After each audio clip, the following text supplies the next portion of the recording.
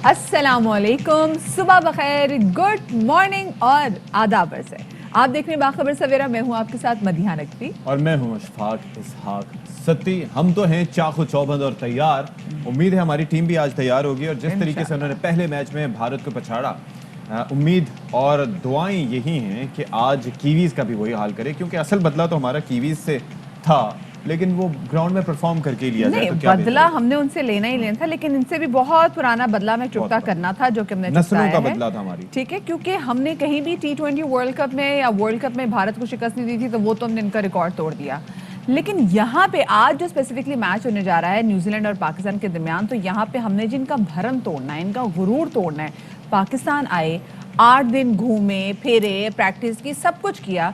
जिस दिन मैच था और हम लोग सेलिब्रेट करने के लिए जा रहे थे, जुम्मे का वो रोज था, और एकदम मैच शुरू होने से 1.5 घंटा पहले उनको पता चला कि हो अच्छा, लेकिन एक पाकिस्तान में तो हमें सिक्योरिटी थ्रेट है। अच्छा, ये है चलो वापस। इंडिया के साथ तो हिसाब उल्टा था ना, लेकिन पाकिस्तान का न्यूजीलैंड के खिलाफ वर्ल्ड कप में रिकॉर्ड बड़ा अच्छा है। 5 दफा आमने सामने आए, 3 दफा पाकिस्तान जीता, 2 दफा हारा।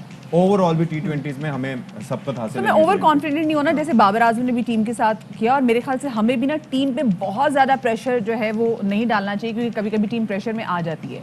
अच्छा, मैं रिजवान की जहां पर एंटिसिपेट नहीं करते वहां पर आ जाती है। यस, सो उम्मीद यही है कि इंशाल्लाह पाकिस्तानी टीम आज कीवीज को पछाड़ के रख देगी, हिला के रख देगी, और उनको पता चल जाएगा भाई कि आपको क्या लगा कि अगर आप पाकिस्तान नहीं आएंगे, आप इनके साथ गेम नहीं करेंगे, मैच नहीं करेंगे, तो क्या हमारी टीम अच्छा आगे प्ले ज्यादा रेस्ट किए हुए होंगे, हम फोकस्ड होंगे and will out perform you इंशाल्लाह। और इसके साथ साथ कोविड केसेस वगैरह कम होते जा रहे हैं, which is very good news.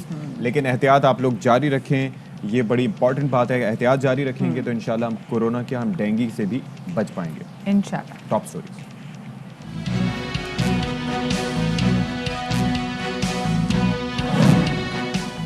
Pakistan में मैदान छोड़कर जाने वाली कीवी टीम को सबक सिखाने का मौका आ गया।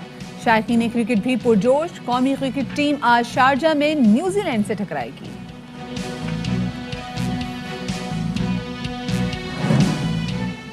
मोदी सरकार में नफरत का प्रचार। भारत में इंतहा पसंदों से भारतीय खिलाड़ी भी महफूज नहीं। पाकिस्तान से हार का जिम्मेदार ठहरा कर शामी पर वार। विराट कोहली पर भी तनकीद जारी। महंगाई, ऑपोजिशन और इत्तेहादी हुकूमत को बैक वक्त कई महाज का सामना। महंगाई से एमकेएम पाकिस्तान भी परेशान। हुकूमत के इत्तेहादी रहें या नहीं, गौर किया जा रहा है। इंतजार कत्ल केस में वालिदैन का इंतजार खत्म। फैसला आ गया। इंसदाद दहशतगर्दी की अदालत ने 2 पुलिस एहलकारों को मौत की सजा और 5 को उम्र कैद सुना दी।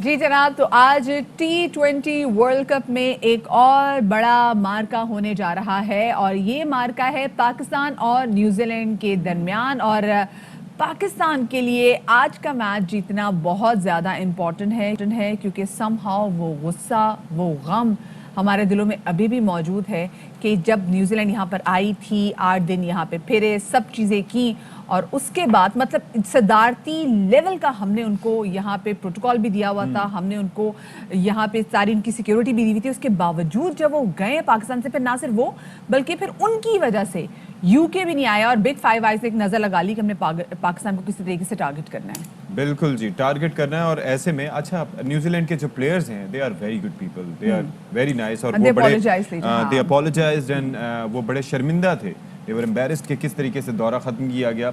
लेकिन अल्टीमेटली जो है वो हमने ये देखा कि उनके मैनेजमेंट ने, उनके वहाँ की हुकूमत ने, हालांकि वज़ीर आज़म इमरान खान साहब ने पर्सनली फ़ोन किया था जैसे आर्डिन को कि भाई से ये ईमेल्स के थ्रू जो चीज़ें आती हैं तो वो यूनिक नहीं होती हैं, उनकी ट्रस्टवर्दी नहीं होती, उनके ऊपर ऐसे आपने नहीं कान धरने होते। हमारा सिक्योरिटी का, सेफ्टी का बड़ा निजाम मौजूद है। इंटेलिजेंस का इदारा है, उनसे कहें वो चेक करे, तो इसका मतलब है जेसिंडाबाजी पे गुस्सा होना चाहिए। मतलब जेसिंडाबाजी हमने आपको कितना सपोर्ट किया हुआ है, आप ये बताएं। न्यूजीलैंड में किस तरीके से मसाजिद पर हमले हुए, तो ऑब्वियसली वो आपका एक सेफ्टी एंड सिक्योरिटी का फेलियर था, इंटेलिजेंस फेलियर था, कौन भूल सकता है। और उसके बावजूद वी सपोर्टेड यू। उसके बाद कोविड के दौरान वी सपोर्टेड यू जब हमारी टीम वहां पर गई थी, लेकिन आपने खुद ये खतरा मोल लिया, जिसका जवाब आज आपको शाम को मिल जाएगा। बहरहाल मैचेस के हवाले से हम आपको बताएं कि آج ہونے جا رہا ہے یہ میچ، اور دونوں ٹیمیں جیسے میں اب بتا چکا ہوں کہ اب سے پہلے 5 دفعہ آمنے سامنے آ چکی ہیں.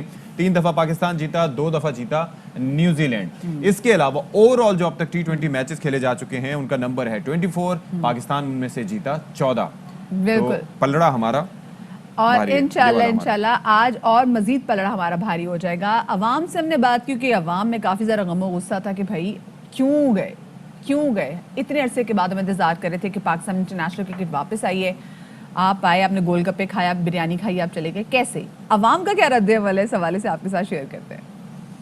نیوزی لینڈ سے بدلہ لینا چاہیے کہ ایسے کہ جیسے انڈیا سے جیسے جیتا ہے پاکستان، اس طرح سے ان لوگوں کو چاہیے کہ اس طرح ہی کھیلیں. جس طریقے سے کل انڈیا کو دھول چٹائیے اسی طریقے سے نیوزی لینڈ کو بھی دھول چٹانی چاہیے. جس طرح انڈیا کو جواب دیا تھا اسی طرح نیوزی لینڈ کو بھی جواب دینا چاہیے. جیسے انڈیا کو ہم نے میچ مارا ہے، انشاءاللہ ہم اسی طریقے سے نیوزی لینڈ کو بھی میچ ماریں گے. پاکستانی ٹیم جو ہے بدلہ لے گی اور جیتے گی، اور ان کو بھی شکست فاش ہوگی انشاءاللہ. یہ غصہ کتنا ایکسپریشن دیکھا تھا آپ نے کہا شکست فاش ہوگی. بھلے ہم پان کھائیں، بھلے ہم گٹکا کھائیں، لیکن نیوزی لینڈ کو شکست فاش ہوگی. لیکن بھائی غصہ ہمارے لوگوں میں ہے، جذبات ہیں، ان کا اظہار ہم کسی بھی طرح کر سکتے ہیں. تو جناب نمائندہ خصوصی برائے کھیل شاہد ہاشمی صاحب ہمارے ساتھ اس وقت براہ راست موجود ہیں. ان سے ذرا بات کر لیتے ہیں. شاہد بھائی، جذبات کیا ہیں؟ بدلہ تو ہم نے ویسے بھارت سے تو لینا ہی تھا، لیکن کچھ عادی بھی ہم ہو چکے تھے. اب بھارت کو ہم نے ہرا دیا، نیوزی لینڈ کے ساتھ کیا ہوگا آج؟ دیکھیں، یہ اگر آپ میں ہلکا سا کیمرہ، یہ میرا ایک بلہ اگر آپ کو نظر آ رہا ہو، یہ جارج ہے.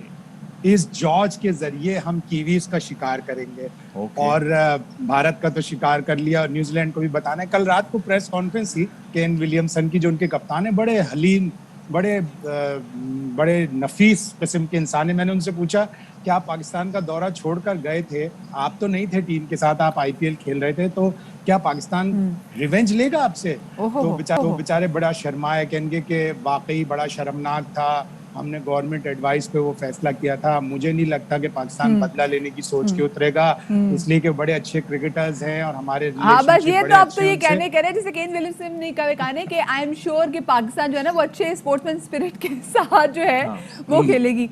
بالکل، لیکن ساتھ ہی ساتھ آلریڈی نکلا ہوا ہے انڈیا کا حال دیکھ کے. لیکن ساتھ ہی ساتھ انہوں نے یہ بھی کہا کہ پاکستان ورلڈ کپ کی فیوریٹ ٹیموں میں سے ہے، اور جس طرح انہوں نے انڈیا کو ہرایا ہے، بڑی خطرناک ٹیم ہے. ہمیں اپنا گیم کھیلنا پڑے گا اگر پاکستان کو ہمیں ہرانا ہے.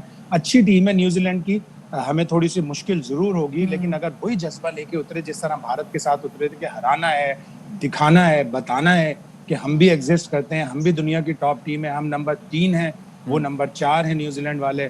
تو بھارت کو ہرایا، بھارت نمبر 2 ہے.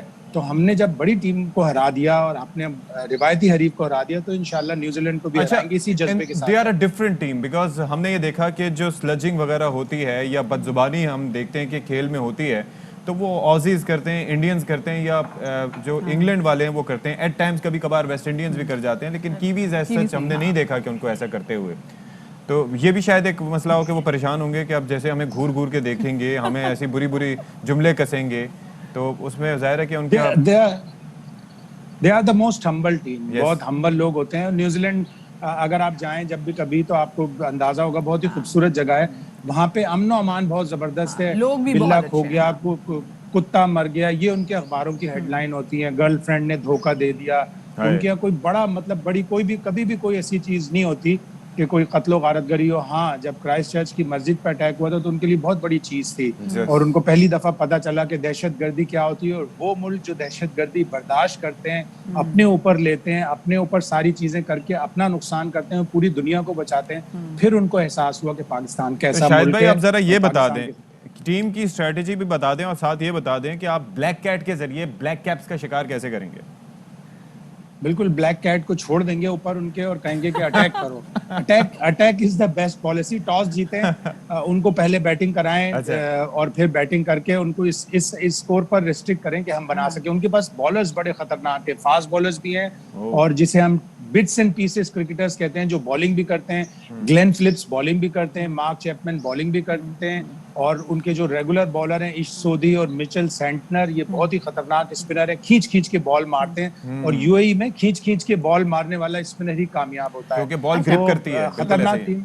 खतरनाक, बिल्कुल खतरनाक टीम है, लेकिन पाकिस्तान का रिकॉर्ड उनके खिलाफ बहुत अच्छा है। पाकिस्तान भारत को हरा के आ रहा है, और कल बॉलिंग कोच जो पाकिस्तान के आए हैं, साउथ अफ्रीकन वर्नन फ्लेंडर, उन्होंने कहा हमने पाकिस्तान की टीम को ये बताया है कि जो हो गया जीत गए, बस उसकी सेलिब्रेशन कर ली, पूरी कौम ने मिठाई खा ली, अब एक नया मैच है, अपने कदम जमीन पर रखें, कदम जमीन पर रखकर खेलें, हवा में ना उड़े, ओवर कॉन्फिडेंट ना हो, और जब ओवर कॉन्फिडेंट नहीं होते तो फिर टीम जीतती है। अच्छा हाशमी साहब, वैसे देखा जाए ना पाकिस्तानियों की इस बार वैसे, क्योंकि वैसे तो महंगाई ने तो हमारी जान निकाली हुई है, लेकिन ओवरऑल हमारे हालात इसलिए अच्छे चल रहे हैं, तो बच्चों के भी 1100 में से 1100 नंबर आ रहे हैं, तो मीम्स भी चल रही थी कि कोई इनको बताए कि हमारे पाकिस्तानियों की आजकल लक बड़ी अच्छी चल रही है। लेकिन आपने मुश्किलात की बात की कि कुछ मुश्किल हो सकती है, तो स्पिनर्स के अलावा, बॉलर्स के अलावा आपको क्या लगता है कि पाकिस्तानी क्रिकेटर्स को आज मैदान में कौन कौन सी मुश्किलात हो सकती हैं? देखिए, जिस तरह मैंने बताया, उनकी फास्ट बॉलिंग बहुत अच्छी है, उनके पास एक 150 प्लस का फास्ट बॉलर है लॉकी फर्गूसन, वो बहुत ही खतरनाक बॉलिंग कराता है, शॉर्ट पिच भी करता है, बाउंसर भी करता है, तो उसको देखभाल करके खेलना है। हमारे कैंप में एक ऐसा आदमी मौजूद है जो न्यूजीलैंड के बारे में बहुत कुछ जानता है, और वो है मैथ्यू हेडन, ऑस्ट्रेलियन। बड़ी उनकी लगी रहती है, उनके ट्रांस तस्मान राइवल्स कहलाते हैं न्यूजीलैंडर्स, तो वो बहुत सी चीजें बताएंगे। मैथ्यू हेडन ने बताया था कि वरुण चक्रवर्ती को किस तरह खेलना है, तो रिजवान और बाबर ने उसी तरह खेला, तो अच्छी प्लानिंग के साथ जाएं। अब हमारी जो टीम मैनेजमेंट है उसमें एक लग रहा है कि जैसे वो बड़ा एक प्लान देते हैं और उसी प्लान के तहत जाके खेलते हैं, तो हमें बैटिंग संभल कर देखभाल कर करनी होगी, जहां एग्रेशन हो वहां एग्रेशन दिखाएं। अगर तो पहले बैटिंग आती है, जाहिर है टॉस आप हर दफा नहीं जीतते, बाबर आजम की लक थी, उनके वालिद भी बैठे थे वहां ग्राउंड में, उन्होंने भी दुआ दी होगी, पूरी कौम ने दुआ दी होगी इंडिया के खिलाफ। तो अगर टॉस ना भी जीते तो ये ना सोचें कि मैच नहीं जीतेंगे, टॉस हार कर भी मैच जीता जा सकता है। इंशाल्लाह टॉस हार कर भी, अगर आज हम टॉस हार भी जाते हैं, मैच हम फिर भी जीतेंगे। बहुत शुक्रिया जी, शायद हाशमी साहब मौजूद थे, और एक तरह से मैं बहुत ज़्यादा, पता नहीं क्यों मैं प्रेशर फील कर रही हूँ कि बस आज पाकिस्तान ने मैच जीतना ही जीतना है। कि जीत जाएंगे आज का मैच। प्रेशर आएगा छोटी टीमों के सामने, प्रेशर आएगा बांग्लादेश के सामने, अगर आया आगे तो अफगानिस्तान के सामने, तो बिकॉज जहां पर आप लाइट लेते हैं टीमों को, तो वहां पर फिर वो बैकफायर कर जाता है, और ये किसी भी टीम के साथ कभी-कभी आपको पता नहीं नजर ना लग गई हो, हमने इतना अच्छा परफॉर्म किया, तो नजर वाला फैक्टर भी समहाउ कहीं ना कहीं मेरे ज़हन में आ रहा है। एक चीज ये है कि हम मदिया, आपको पता है कि we are not like Indian anchors और इंडियन टीवी चैनल्स, हम जाहिर है कि एहतराम का रिश्ता बरकरार रखते हैं, आगे से इज्जत और एहतराम मिलती है तो हम देते भी हैं। हम जाहिर है कि ग्राउंड में जो कुछ हो रहा था, जिस तरह से हमारे बकौल इंजी के बॉयज प्लेड वेल, तो उसके बाद हमने ये देखा कि ना सिर्फ ये कि हमारे खिलाड़ियों ने अच्छा खेला, सामने से उनको अच्छा रिस्पांस मिला, विराट कोहली की जानिब से स्पोर्ट्समैन स्पिरिट का मुजाहरा किया गया, बिकॉज क्रिकेट है ही जेंटलमैन गेम। लेकिन उसके बाद हमने ये देखा कि पाकिस्तान में तो सराहा गया उस पिक्चर को, हमने भी उस पर बात की, भारत में उल्टा उसका नतीजा निकला। भारत में ना सिर्फ ये कि विराट कोहली पर तनकीद हुई, बल्कि एक साथ मोहम्मद शमी को खाम में तनकीद का निशाना बनाया गया। बात यह है कि भारत में एक चिड़िया भी मरती है ना, तो उसका जो इल्जाम है ना, उनकी कोशिश होती है कि वो पाकिस्तान पे ठहराते हैं। अब जब वहां पर मैच हार गए, तो अपनी टीम मैच हारी ना, तो उसमें से भी देखा कि अच्छा जी कौन मुसलमान है, तो सबसे पहले तो हम इस पे जाके ब्लेम गेम डालें ना, और इस पे जाके ब्लेम गेम शुरू करें। विराट कोहली ने भी, क्योंकि बड़ा अच्छा हमने देखा, जैसे आपने बोला कि जो क्रिकेट है वो जेंटलमैन गेम है, तो उसमें जिस तरीके से बकअप किया रिजवान को, जिस तरह से मिले, तो वो एक मुस्कुराहट वो उनके दिल पे छुरियों के वार की तरह चल रही है, और साथ में मोहम्मद शामी की परफॉर्मेंस जो वो उनके साथ कर रहे हैं। अब आप देखिए ये इंडियन मीडिया और ये जो भारतीय इंतहा पसंदी, क्या एक और जो जी वो छोड़ दें, इसको तो टीम में, इसको तो ग्राउंड में होना चाहिए था ना, ये जो एंड में हमारा साथी था। जो ये मुंह से गोले बरसा रहे थे, वाकई इनको या तो ग्राउंड पे आप भेज दें, आप इनको बॉर्डर पे भेज दें। और यही वो एंकर्स थे, यही वो तमाम तर तज्जियाकार थे जिनको 2 दिन पहले पाकिस्तान क्रिकेटर्स की जिनको परेशानी हो रही थी कि वो क्या करेंगे। आप मुझे बताएं कि गेम को गेम क्यों नहीं रहने दिया जा सकता? एक ऐसी चीज जो कि 2 मुल्कों के ताल्लुकात को बेहतर कर सकती है। अगर आपने उसको जंग ही समझना है तो तलवारें और नेज़े लेके भी या तो सामने आ जाए ना, जी बात है।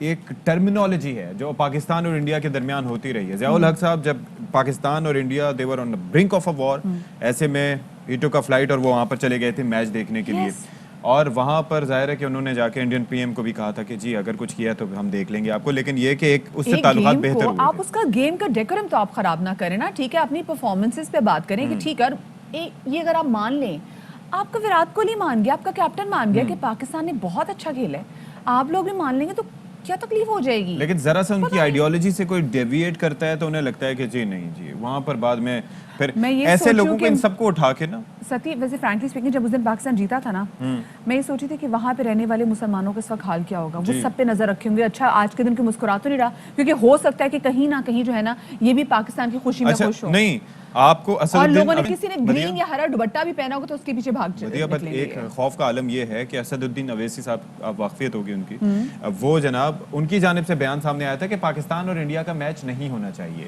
تو وہ تو شاہ سے زیادہ شاہ کے وفادار ایٹ ٹائمز وہاں پر بن جاتے ہیں, لیکن the point is کہ کرکٹ از اے جینٹلمینز گیم تو خیر بہت ہی مایوس کرنے میں اور اس کو اسی طریقے سے کھیلا جانا چاہیے. جی اب کیا ہے مایوسی کا تذکرہ آپ کر رہی تھیں؟ مایوسی کا تذکرہ بھائی دیکھیں عوام تو مایوس تھی ہی ستی, مہنگائی کی وجہ سے ہر چیز جو ہے وہ مہنگی ہوتی چلی جا رہی ہے. روپیہ اتنا ڈیپریشیٹ ہو گیا ہوا ہے جس کی وجہ سے جب ہم کہتے ہیں نا کہ جی پہلے بھی عالمی مارکیٹ میں جب تیل کی قیمتیں بڑھتی تھیں تو ٹھیک ہے پاکستان میں بڑھتی تھی, لیکن اس وقت ڈالر کی پرائس میں اور آج ڈالر کی پرائس میں زمین آسمان کا فرق ہے. لیکن آپ نے گھبرانا نہیں ہے, روپیہ اتنا ڈیپریشیٹ ہوتا چلا جا رہا ہے. آپ نے گھبرانا نہیں ہے. نہیں ٹھیک ہے جی ہم آئل امپورٹ کرتے ہیں اس لیے اس کی قیمتیں اس لیے مہنگا ہو گیا ہے, لیکن آپ نے گھبرانا نہیں ہے. ابھی 1 نومبر سے پیٹرول مزید مہنگا ہونے کے چانسز ہیں, لیکن گھبرانا نہیں ہے. ظاہر ہے کہ گھبرائیں گے تو اس سے مسائل بڑھتے ہیں نا. میں صرف یہ کہہ رہا ہوں کہ ہم ہیلتھ کا سیگمنٹ بھی کرتے ہیں نا اپنے شو میں, دل کے مسائل ہو جاتے ہیں, بلڈ پریشر بڑھ جاتا ہے, شوگر بڑھ جاتی ہے, اسٹریس سے بڑھتا ہے. لیکن اسی لیے میں آپ کو کہہ رہا ہوں گھبرانا نہیں ہے. اس بیان کا کوئی سیاسی مقصد نہیں ہے, ٹھیک ہے. اس کے علاوہ ہم دیکھ رہے ہیں کہ جو چیزیں امپورٹ ہوتی ہیں وہ تو مہنگی ہو رہی ہیں نا, لیکن گوشت کیوں مہنگا ہو رہا ہے؟ کمشنر صاحب کی لسٹ اور ہوتی ہے, پرائس کنٹرول کمیٹیز اس پہ کوئی کام نہیں کرتی, بازاروں میں کھلے عام چیزیں بک رہی ہیں, مہنگے داموں بک رہی ہیں, 300 گنا زیادہ مہنگی بک رہی ہیں. جو ہمارا گوشت مہنگا ہو رہا ہے, جو ہماری مجھیں آ رہی پتہ نہیں ہے سوئٹزرلینڈ سے مجھیں آ رہی ہیں بیلوں والی ہے, کون سی ہے نیوزی لینڈ سے ہماری کرائسٹ چرچ سے مجھیں آ رہی ہیں, چیزیں مہنگی ہیں, آٹا مہنگا, چینی مہنگی. ایگزیکٹلی بات صحیح کریں, لیکن یہ مہنگائی جو ہے نا حکومت کے لیے سب سے بڑی جو اپوزیشن ہے وہ اس وقت مہنگائی ہے. 57% بجلی مہنگی ہوئی ہے مدیہ. یہ وفاقی ادارہ شماریات کی رپورٹ ہے جس کے مطابق 2018 سے 2021 تک یعنی کہ اکتوبر ٹو اکتوبر یہ مہنگائی کا عالم ہے, یعنی کہ بڑھتی چلی جا رہی ہے. بالکل 120 کا ڈالر اس وقت تھا, اب 175 کا ڈالر. خیر جی, جہاں پر ہم دیکھ رہے ہیں کہ ایک طرف اپوزیشن جماعتیں سڑکوں پر آ گئی ہیں اور ملک بھر میں مظاہروں کا سلسلہ بھی جاری ہے, حکومت پر مسلسل دباؤ بھی ڈالا جا رہا ہے اور دعوے کیے جا رہے ہیں کہ حکومت کو جلد گھر بھیج دیا جائے گا. لیکن حکومت پر اطمینان ہے کہ اپوزیشن حکومت کو غیر مستحکم کرنے کی پوزیشن میں نہیں, لیکن اب مسئلہ یہ ہے کہ مہنگائی کو لے کر حکومت کے اتحادی بھی اب آواز اٹھانے لگ گئے ہیں جو باعث تشویش ہو سکتی ہے. ایم کیو ایم پاکستان کے رہنما خواجہ اظہار کا کہنا ہے کہ حکومت کے اتحادی رہیں گے یا نہیں اس بارے میں پارٹی جلد فیصلہ کرے گی, کیونکہ مہنگائی کی وجہ سے صورتحال اب کافی خراب ہے اور اس کی ذمہ داری ہمارے اوپر بھی عائد ہوتی ہے, کیونکہ آف کورس وہ بھی حکومت کے اتحادی ہیں تو لوگ ان کو بھی تمام جماعتیں دیکھ رہی ہیں. اور اندرون خانہ بھی آپ دیکھ لیں, شیخ رشید صاحب ایٹ ٹائمز کہہ چکے ہیں کہ مہنگائی کا جن ایسا ہے کہ جس کو قابو میں آنا چاہیے. اسد عمر صاحب کی جانب سے بھی مہنگائی سے متعلق بیانات آتے رہے, تو obviously they need to control it. تو اس بارے میں بات کریں گے. ایم کیو پاکستان کے سینئر رہنما خواجہ اظہار الحسن صاحب ہمارے ساتھ موجود ہیں اور ان سے ذرا بات کر رہے تھے. خواجہ صاحب بہت شکریہ آپ نے ہمارے لیے وقت نکالا. چاہیے گا کہ اس معاملے پہ بیان بازی تو بہت ہوتی ہے کہ حکومت کو ٹف ٹائم دیں گے, یہ کریں گے وہ کریں گے, لیکن مہنگائی ایک بڑا مسئلہ ہے. تو آپ کیا سمجھتے ہیں کہ اس پہ کوئی لائے عمل آپ کا بن چکا ہے یا یہ معاملہ صرف گفت و شنید تک محدود رہے گا, بیان بازی تک؟ کہ پاکستان حکومت کی اتحادی ہے, لیکن ظاہر فیصلہ سازی میں کابینہ میں ہونے کی وجہ سے ہم بہت ساری اچھی تجاویز اور اصلاحات کا زور دیتے ہیں. مہنگائی پوری دنیا میں ضرور ہے, لیکن ہم سمجھتے ہیں کہ چھوٹے چھوٹے انڈیکیٹرز کے ذریعے اس مہنگائی کو عام آدمی کو فیسیلیٹیٹ کیا جا سکتا ہے. مثال کے طور پر سندھ کو چھوڑ کے باقی صوبوں میں ایک اچھا مقامی حکومتوں کا نظام نافذ کیا جا سکتا ہے جس کے ذریعے وسائل نیچے جا سکتے ہیں, نوکریاں آ سکتی ہیں, کاروبار بڑھ سکتا ہے. تو ہمیں یہ ظاہر ہے سوچنا ہوگا کہ اسی طریقے سے پروونشل فائنینس کمیشن ہم باقی 3 صوبوں میں دے سکتے ہیں تاکہ نچلی سطح تک یونین کاؤنسل اور ضلع مضبوط ہوں. پھر ہم سندھ کو بھی ایک سوالیہ نشان بنا سکتے ہیں. اسی طریقے سے 18 امینڈمنٹ کے پیچھے ہم نہیں چھپ سکتے. ہمیں پرائم منسٹر صاحب نے جس طرح کراچی میں ترقیاتی کام کروا رہے ہیں میں سمجھتا ہوں خوش آئند ہے. اور سب سے بڑا ہمارا دیرینہ مطالبہ جو اس وقت بلدیات جو مردم شماری کا ہے وہ پایا تکمیل کو ہونے جا رہا ہے. تو جہاں مختلف چیلنجز ہیں وہاں ہم سمجھتے ہیں کچھ ایسے بھی انڈیکیٹرز ہیں جس سے مہنگائی کے اوپر انڈائریکٹلی یا ڈائریکٹلی हम असर अंदाज हो सर अब करने क्या जा रही है MQM Pakistan? Of course census का भी जो इशू काफ़ी पुराना और काफ़ी अरसे से आपकी पार्टी इस हवाले से बात करी है कि हो जानी चाहिए, फिर अब महंगाई और जिसकी वजह से अब लोग काफ़ी ज़्यादा परेशान हैं।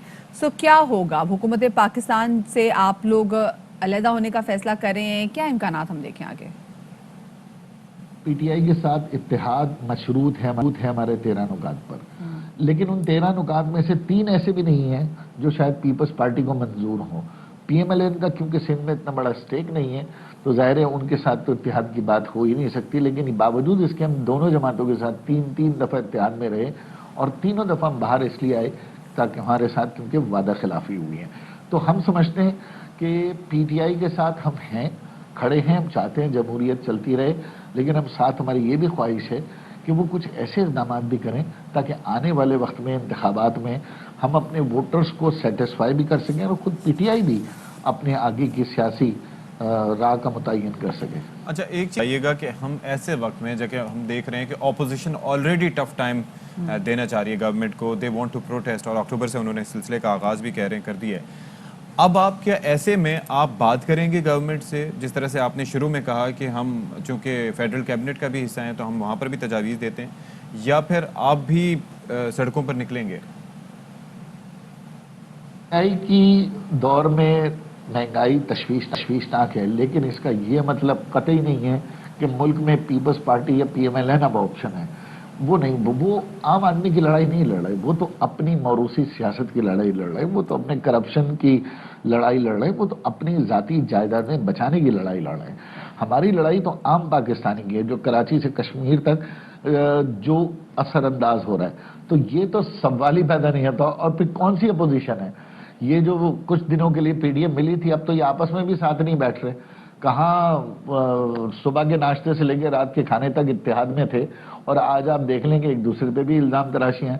तो नेक नियति अपोजिशन में नहीं है, तो अपोजिशन की तरह तहरीक चलाने का तो सवाल ही पैदा नहीं होता। हुकूमत के साथ खड़े और खड़े रहते हुए बेहतर सही। अच्छा बस आखिर में आप चाहेंगे कि तमाम तो जो पाकिस्तान की मौशी हालात है वो भी आपके सामने है, जो कुछ हो रहा है वो आपकी पार्टी भी उसको ऑब्जर्व कर रही है, देख रही है, उस पर अपनी राय भी रखती है। एमक्यूएम पाकिस्तान क्या हुकूमत पाकिस्तान की कारकर्दगी से मुतमईन है? चैलेंजेस बहुत थे और ये बात डेफिनेटली पीटीआई को इंतखाबात जीतने से कबल पता था और हमारी उनके साथ ये अंडरस्टैंडिंग थी कि हमने मिलकर करप्शन का कला कमा करना है, अकरबा परवरी पे काबू पाना है, उसको ख़त्म करना है और ख़ास तौर पे गैर जानिबदार पुलिस लेकर आनी है, मजबूत लोकल गवर्नमेंट का निज़ाम लाना है, वसाइल को निचली सतह तक मुंतकिल करने हैं, नौकरियां देनी है। तो ज़ाहिर है ये इन सब चीज़ों में एक अगर कहीं ना कहीं कमी रह गई है तो यकीनन आम आदमी महंगाई के साथ साथ ये वाली चीज़ें भी देख रहा है। तो हमें भी परेशानी है और हम समझते हैं कि एक अच्छे इत्तेहादी होने के साथ साथ हम अच्छी तजावीज़ भी दें। आखिरी 2 साल रह गए, हम समझते हैं कि प्राइम मिनिस्टर साहब की नीयत है और टीम में अगर कहीं डेफिशिएंसी है तो वो उनका इख्तियार है कि वो उसको बेहतर करें। ठीक है जी, शुक्रिया ख्वाजा इजहारुल हसन साहब अपनी जमात को मौक़िफ़ देने के लिए हमारे साथ मौजूद थे। और यहाँ पर हम ले लेते हैं छोटी सी ब्रेक, हमारे साथ रहिए।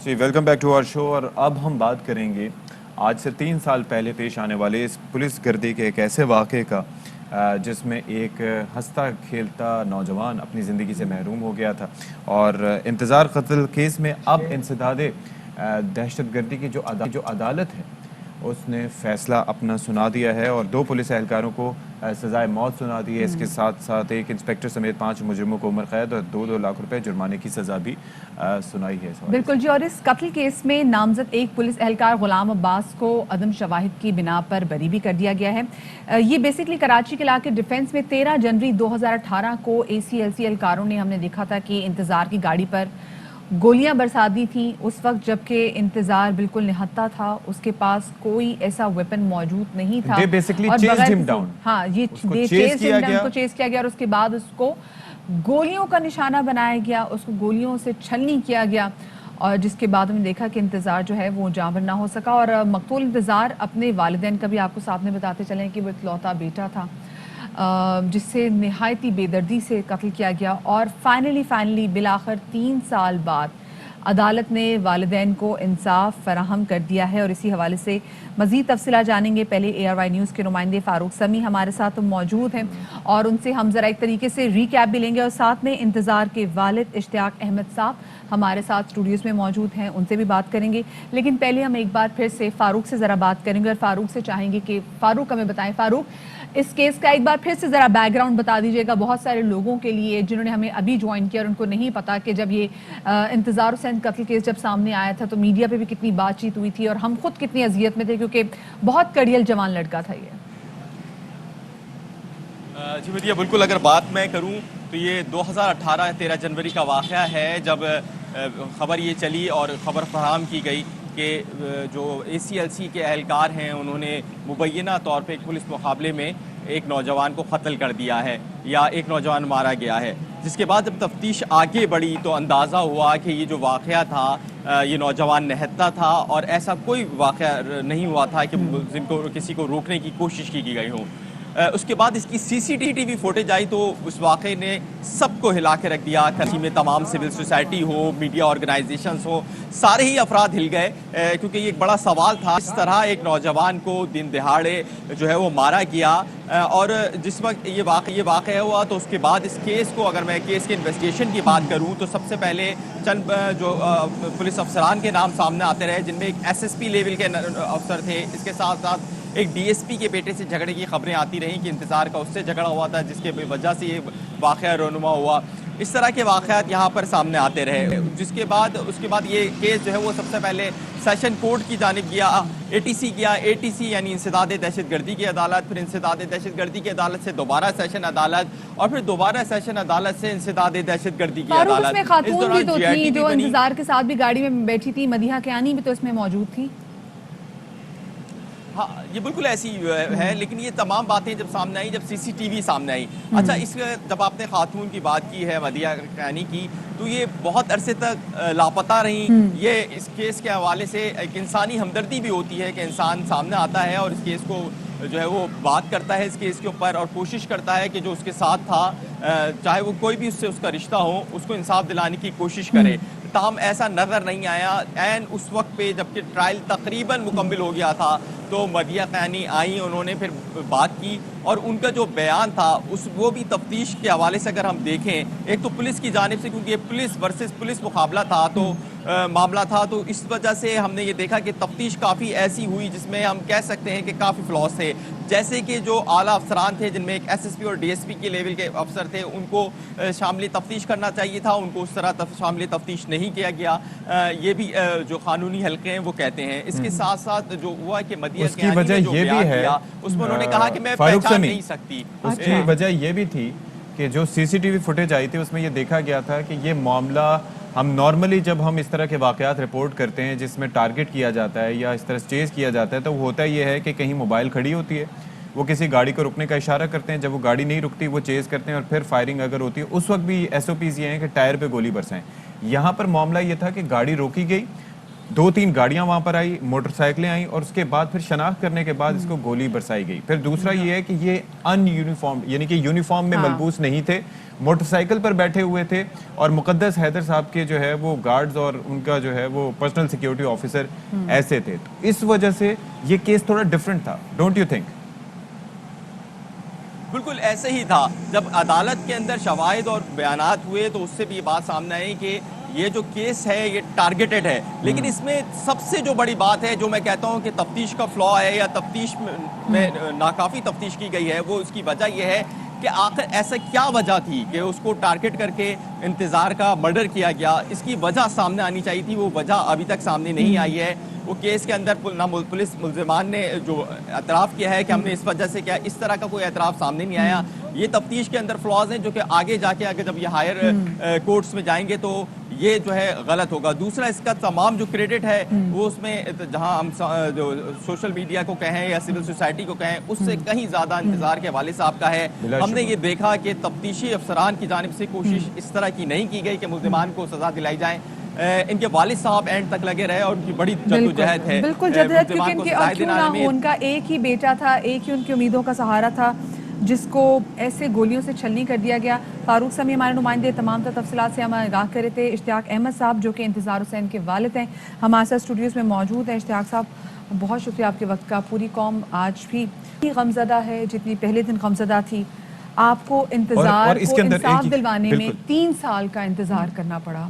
اب جو عدالت کا فیصلہ آیا ہے تقریباً یہ کہیں کہ 2 ماہ کم 4 سال پورے ہو جائیں گے. بالکل 13 جنوری 2022 کو 4 سال مکمل ہو جائیں گے اور ہم اکتوبر کے اینڈ میں ہیں.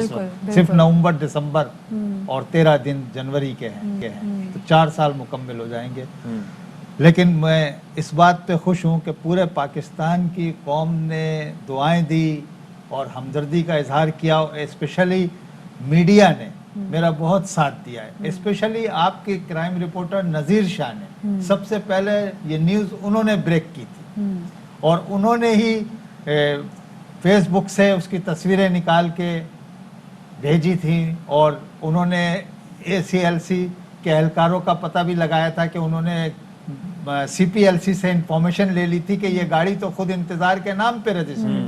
یہ آپ کے کرائم رپورٹر نذیر شاہ جو کچھ ایسے پہلے اس کو نہیں خرید کے بھی دی تھی انتظار کو ان کی پھپھو نے خرید کے دی تھی. انتظار کی لائف میں میرا خیال ہے کہ میں نے تو شاید اس کی کوئی بات رد بھی کر دی ہوگی لیکن ان کی پھپھو نے اس کی کوئی خواہش کوئی بات کو رد نہیں کیا تھا. اس کی ہر آرزو ہر خواہش ان کی پھپھو نے پوری. اچھا اشتیاق صاحب میں یہ جاننا چاہوں گا کہ دیکھیں ایک ہوتا ہے انصاف کے تقاضے پورے ہونا جب محکمہ پولیس اپنے پولیس اہلکاروں کے خلاف کارروائی کرو.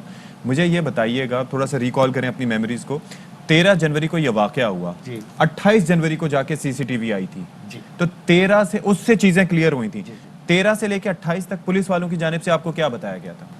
مجھے 13 جنوری کو جب یہ واقعہ ہوا تھا تو 16 جنوری کو میرے پاس پولیس افسران گھر پر آئے تھے اور لیپ ٹاپ میں انہوں نے مجھے CCTV فوٹیج دکھائی تھی اور وہ CCTV فوٹیج دیکھ کے میں نے ان کو کہا تھا کہ جو میرا ڈاؤٹ 100% تھا اب 1000% ہے کہ یہ پلانٹڈ مرڈر ہے.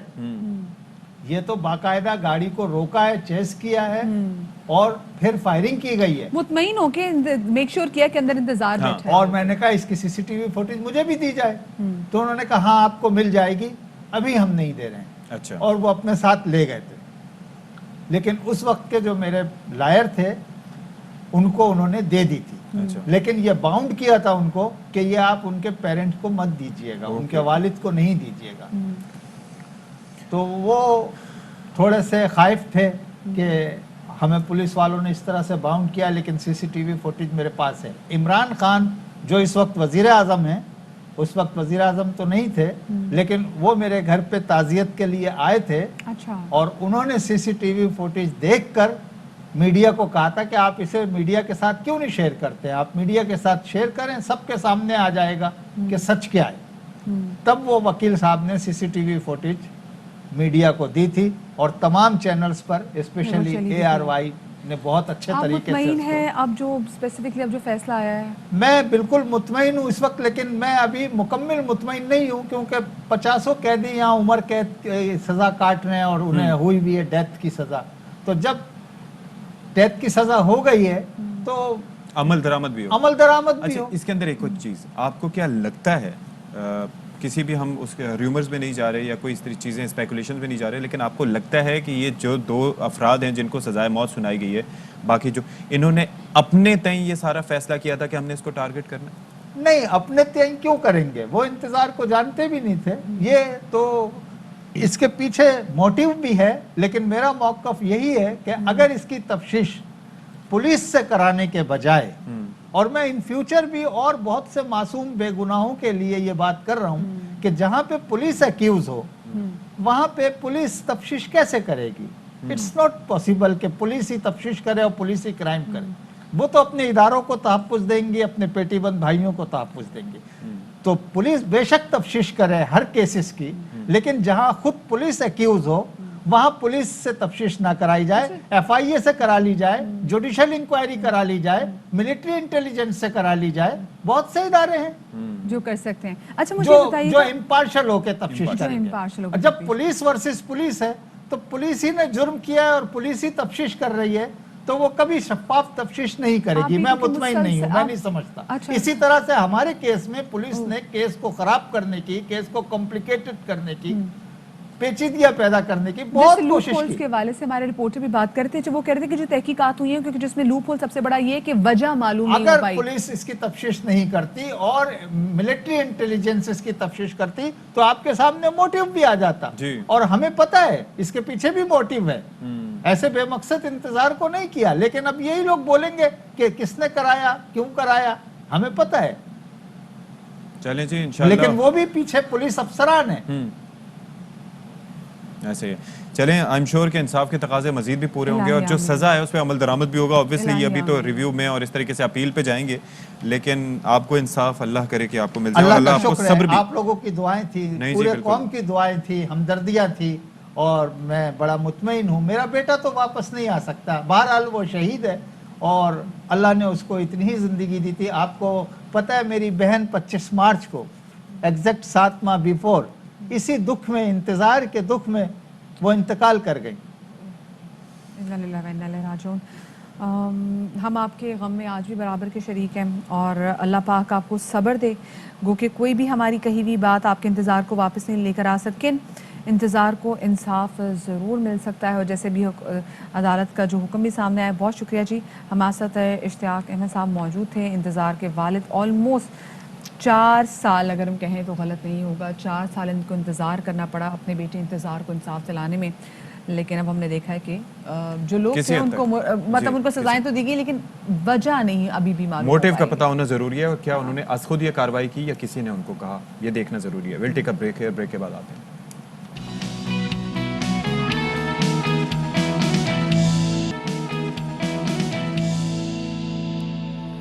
जी जनाब, तो welcome back after the break. और अभी हम आपको एक ऐसी जगह दिखाने वाले हैं जिसको देखकर आपकी अक्ल भी जो है वो दंग रह जाएगी। ये शहर खामोशा है। सिंध पर 1783 से 1843 तक हुक्मरानी करने वाले तालपुर हुक्मरानों के ख़ानदान का तारीख के औराक के मुताबिक सिंध के वाली मीर सोहराब खान तालपुर ने इस शाही कब्रिस्तान के लिए मौजूदा ज़िला सिखर के पहाड़ों के दामन में एक जगह का इंतखाब किया था, जहां दौरे तालपुर के बादशाह अव्वल मीर सोहराब खान समेत एहले खाना की कब्रें मौजूद हैं।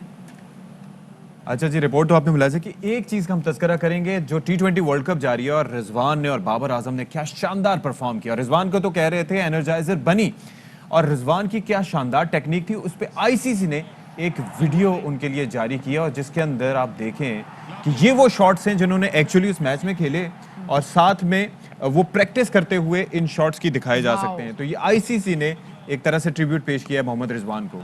क्या बात है, जबरदस्त। और कल मैं तो जैसे आपसे कल डिस्कस भी कल थी कि जो ट्रिक इन्फो है ESPN ने, उन्होंने तो जो कवर फोटो है, क्योंकि परसों का जो मैच है वो हर जगह डिस्कस किया। सिर्फ ये नहीं कि इंडिया और पाकिस्तान में देखा गया, पूरी दुनिया में वो मैच देखा गया। It was a nail biting match. और खैर ये तो आप जिस तरीके से एग्जैक्टली वो प्रैक्टिस कर रहे हैं, सेम शॉट्स उन्होंने खेली हैं।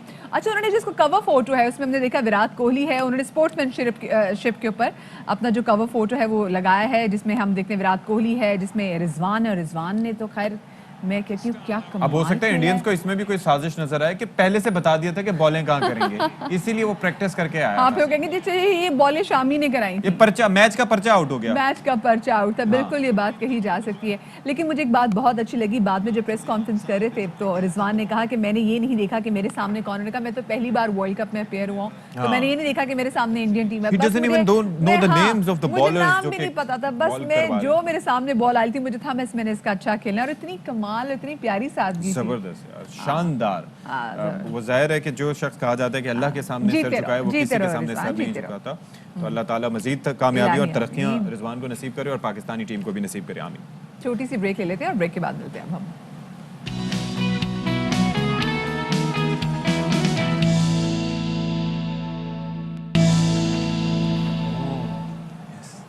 वेलकम बैक टू बाखबर सवेरा। मैं हूं आपके साथ अशफाक इस्हाक सती और मेरे साथ बराजमान हैं मेरे बाएं जानिब मदीहा नकवी, कोशिश में करूंगी, Madiha Zahra Naqvi, thank you so much, कोशिश में करूंगी कि उसी जोश और वल्वले के साथ बात करूं और लोगों को अच्छे तरीके से वेलकम बैक कह सकूं, जिस तरीके से भी आपने कहा है कि कैसे एनर्जी आ जाती है। मैं जब अपना नाम लेता हूँ ना तो मुझ में खुद ही एनर्जी आ जाती है, और नाम का इंसान की शख्सियत पे बड़े असरात होते हैं। मदीहा ज़हरा नकवी, ओ ये बात तो आपने बिल्कुल सही की। और आपको पता है नाम एक पहला ऐसा तोहफा होता है जब अपने बच्चे को देते हैं, तो बहुत सोच समझ के बच्चे का नाम रखना है। आज हम इस बारे से शो में बात करेंगे। लंबा नाम देना कि शनाख्ती कार्ड बनाने वाले परेशान हो जाए। नादरा वाले पूछे खुदा दा वास्ते है कुछ घट करते हो, 4 नाम, लेकिन जरूरी है। अच्छा, इसीलिए होता ही है कि यहाँ पर हमारे नाम जो भी शनाख्ती कार्ड पे कुछ कम ही निकलते हैं। हाँ, शनाख्ती कार्ड पे इतना बड़ा नाम वो भी छोटा किया हुआ है, वरना एक और नाम इसमें ऐड हो रहा था, वो भी छोटा किया हुआ है। और उसके बाद फिर जब फील्ड में आए तो हमने कहा नहीं भाई, अच्छा मजा बड़ा आता था कॉलेज में, इतना मजा आता था जब टीचर पूरे नाम के साथ आपकी अटेंडेंस मार्क करती थी। और कितना बुरा लगता होगा जब पूरा नाम ले उसके बाद बंदा ना हो, जब लेकिन बंदा हो और हर दफा आवाज चेंज हो रही हो। मेरे साथ तो ये होता था, हर दफा आवाज चेंज होती थी। अच्छा, क्योंकि कोई ना कोई टीचर इतना बड़ा नाम होता है तो टीचर भी तंग आ जाती थी, क्या इतना लंबा नाम। तो वो कहती थी कि जो कोई छोटा नाम, तो फिर वो कहते चले जिस नाम से भी आप पुकारे, सैयदा बोल दे, ज़हरा बोल दे, मदीहा बोल दे, नकवी बोल देंगे हम भी प्रेजेंट, क्या मसला है। तो ये है, तो नाम के क्या असरात होते हैं, किस हद तक असरात होते हैं, और नाम कितना लंबा काउंट होता है। एक और बात भाई देखिए, लोग मुबारकबाद देते हैं वालिदैन को कि मुबारक हो आपके बच्चे पास हो गए, लेकिन आज हमारे साथ जेल सुपरिटेंडेंट साहब मौजूद होंगे पेशावर के, जिनको हम मुबारकबाद देंगे कि उनके कैदी पास हो गए। इस हवाले से बात करेंगे, लेकिन पहले टॉप स्टोरीज।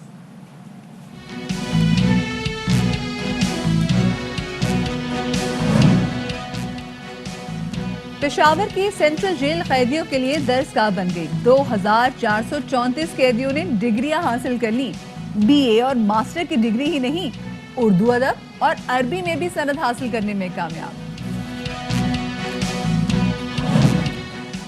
वजीर आजम ने नया पाकिस्तान हाउसिंग स्कीम की बुनियाद रख दी। हुकूमत 3 लाख रुपए सब्सिडी देगी, बैंकों से 30 लाख रुपए तक का कर्ज मिलेगा।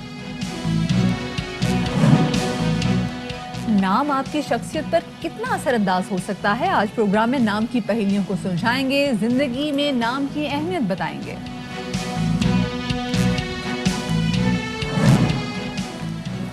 फैसलाबाद की गुलकारा हैं आज बाखबर सवेरा के मेहमान। फरीहा अकरम 8 जुबानों में गीत गाती हैं, क्लासिकी मौसीकी पर उबूर हासिल है।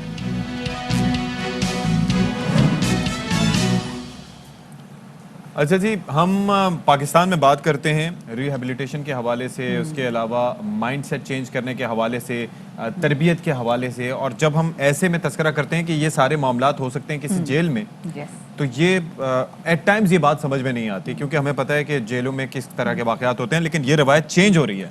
बिल्कुल जी, और पेशावर की सेंट्रल जेल में हुआ है कि वहाँ के 2434 जो कैदी हैं उन्होंने डिग्रियां हासिल की हैं, बीए की भी है, मास्टर्स की भी है। तो इसी वाले से बात करेंगे। हमारे साथ मौजूद हैं पेशावर सेंट्रल जेल के सुपरिंटेंडेंट मकसूद रहमान साहब, उनको शामिल गुफ्तगू करेंगे। मकसूद साहब, बहुत शुक्रिया आपका कि आपने बाखबर सवेरा को वक्त दिया। और जैसे मैं शो के आगाज में कह भी रही थी कि लोग तो वालिदैन को मुबारकबाद देते हैं कि मुबारक हो आपके बच्चे पास हो गए, हम आपको मुबारकबाद देते हैं कि मुबारक हो आपके कैदी पास हो गए। सर, कौन कौन से सब्जेक्ट से?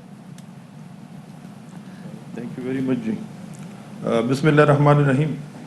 इस वक्त पेशावर जेल में तकरीबन 3400 के करीब कैदी और हवालाती मौजूद हैं, और इसमें चूँकि प्रोविंशियल गवर्नमेंट की भी खुसूसी दिलचस्पी है और हमारे आईजी साहब की भी खुसूसी हिदायत हैं कि जेल जो है ये एक इस्लाह खाना होना चाहिए, ताकि लोगों के जहन में जो शकूक व शुबहात हैं वो सिर्फ इसी एक वरासत से हम दूर कर सकते हैं कि इनको हम तालीम व तरबियत से आरास्ता करके एक मुफीद शहरी बनाएं।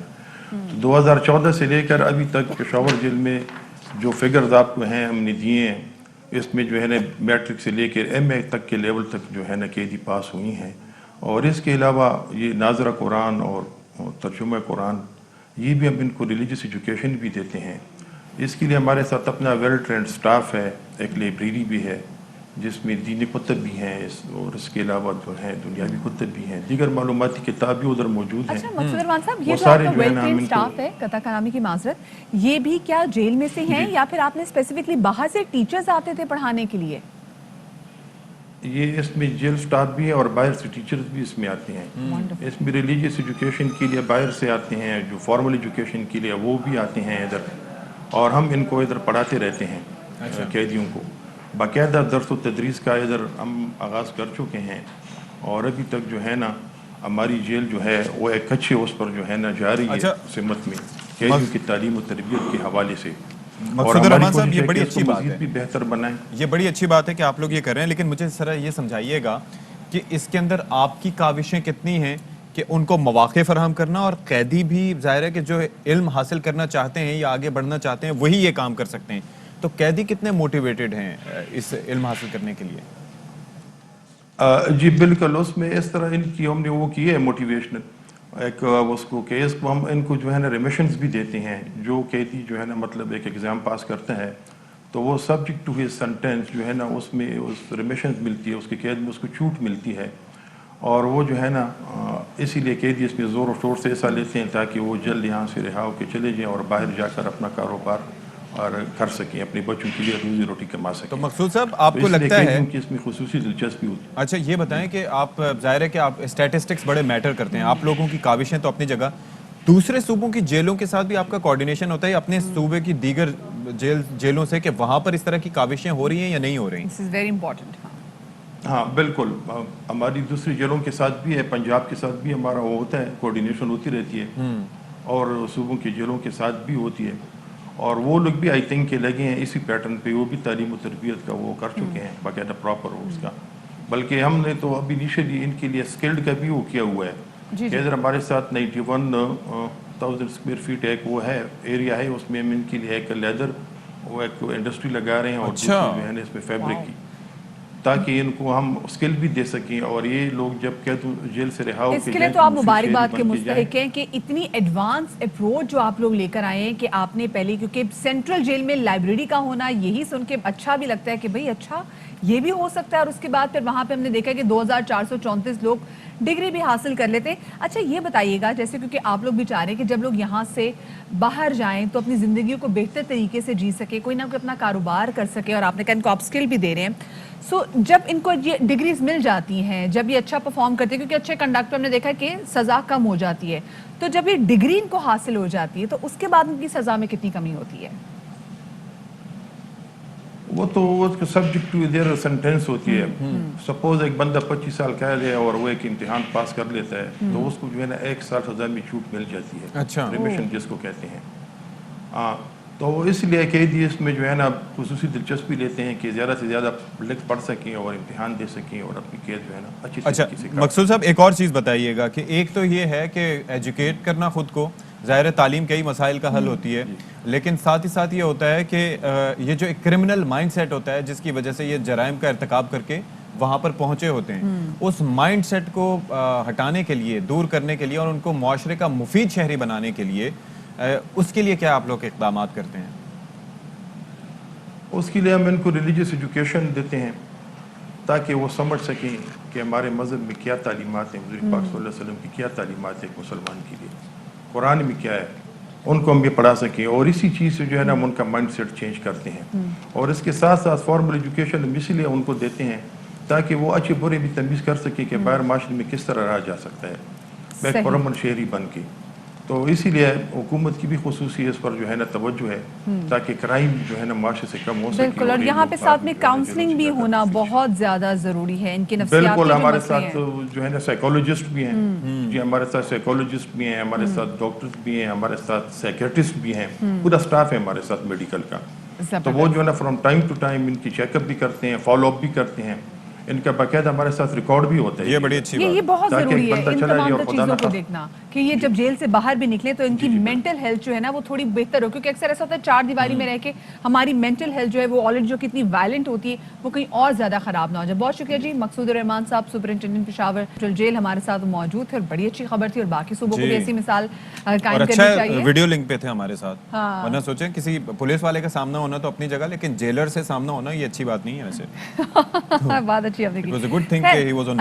نصرتی آپ نے آج کل نوٹ کیا نا کہ کیونکہ موسم ایک دم چینج ہو رہا ہے تو میں ویسے نزلہ زکام کھانسی کی بڑی شکایت ہو رہی ہے, لیکن چھینکیں پہ چھینکیں, ڈسٹ کی وجہ سے چھینکوں پہ چھینکیں. بہت سارے لوگ, ٹھیک ہے ہمیں آگے جا کے وہ تو کیونکہ ڈسٹ کی وجہ سے ہمیں بہت سارے لوگوں کو پرابلم ہوتی ہے, جو لوگ آستما کے پیشنٹ ہیں ان کو پرابلم ہوتی ہے, لیکن بہت سارے لوگ ان کو بریدنگ ایشو ہوتی ہے جن کی ناک کی ہڈی بڑی ہوتی ہے, اور بہت عرصے سے ایسا ہوتا ہے کہ آپ کی ناک کی ہڈی بڑی ہوئی ہوتی ہے اور پتہ بھی نہیں ہوتا, آپ کو پتہ بھی نہیں ہوتا, نہ آپ اس کو ایڈریس کر رہے ہوتے ہیں unless اور until جب بالکل آپ کے لیے بریدنگ بہت بڑا ایشو بن جائے اور آپ ڈاکٹر کے پاس جائیں تو پھر ڈاکٹر آپ سے کہتے ہیں بھائی دیکھیں آپ کی ناک کی ہڈی بڑی ہوئی ہے جس کا آپریشن ہوگا.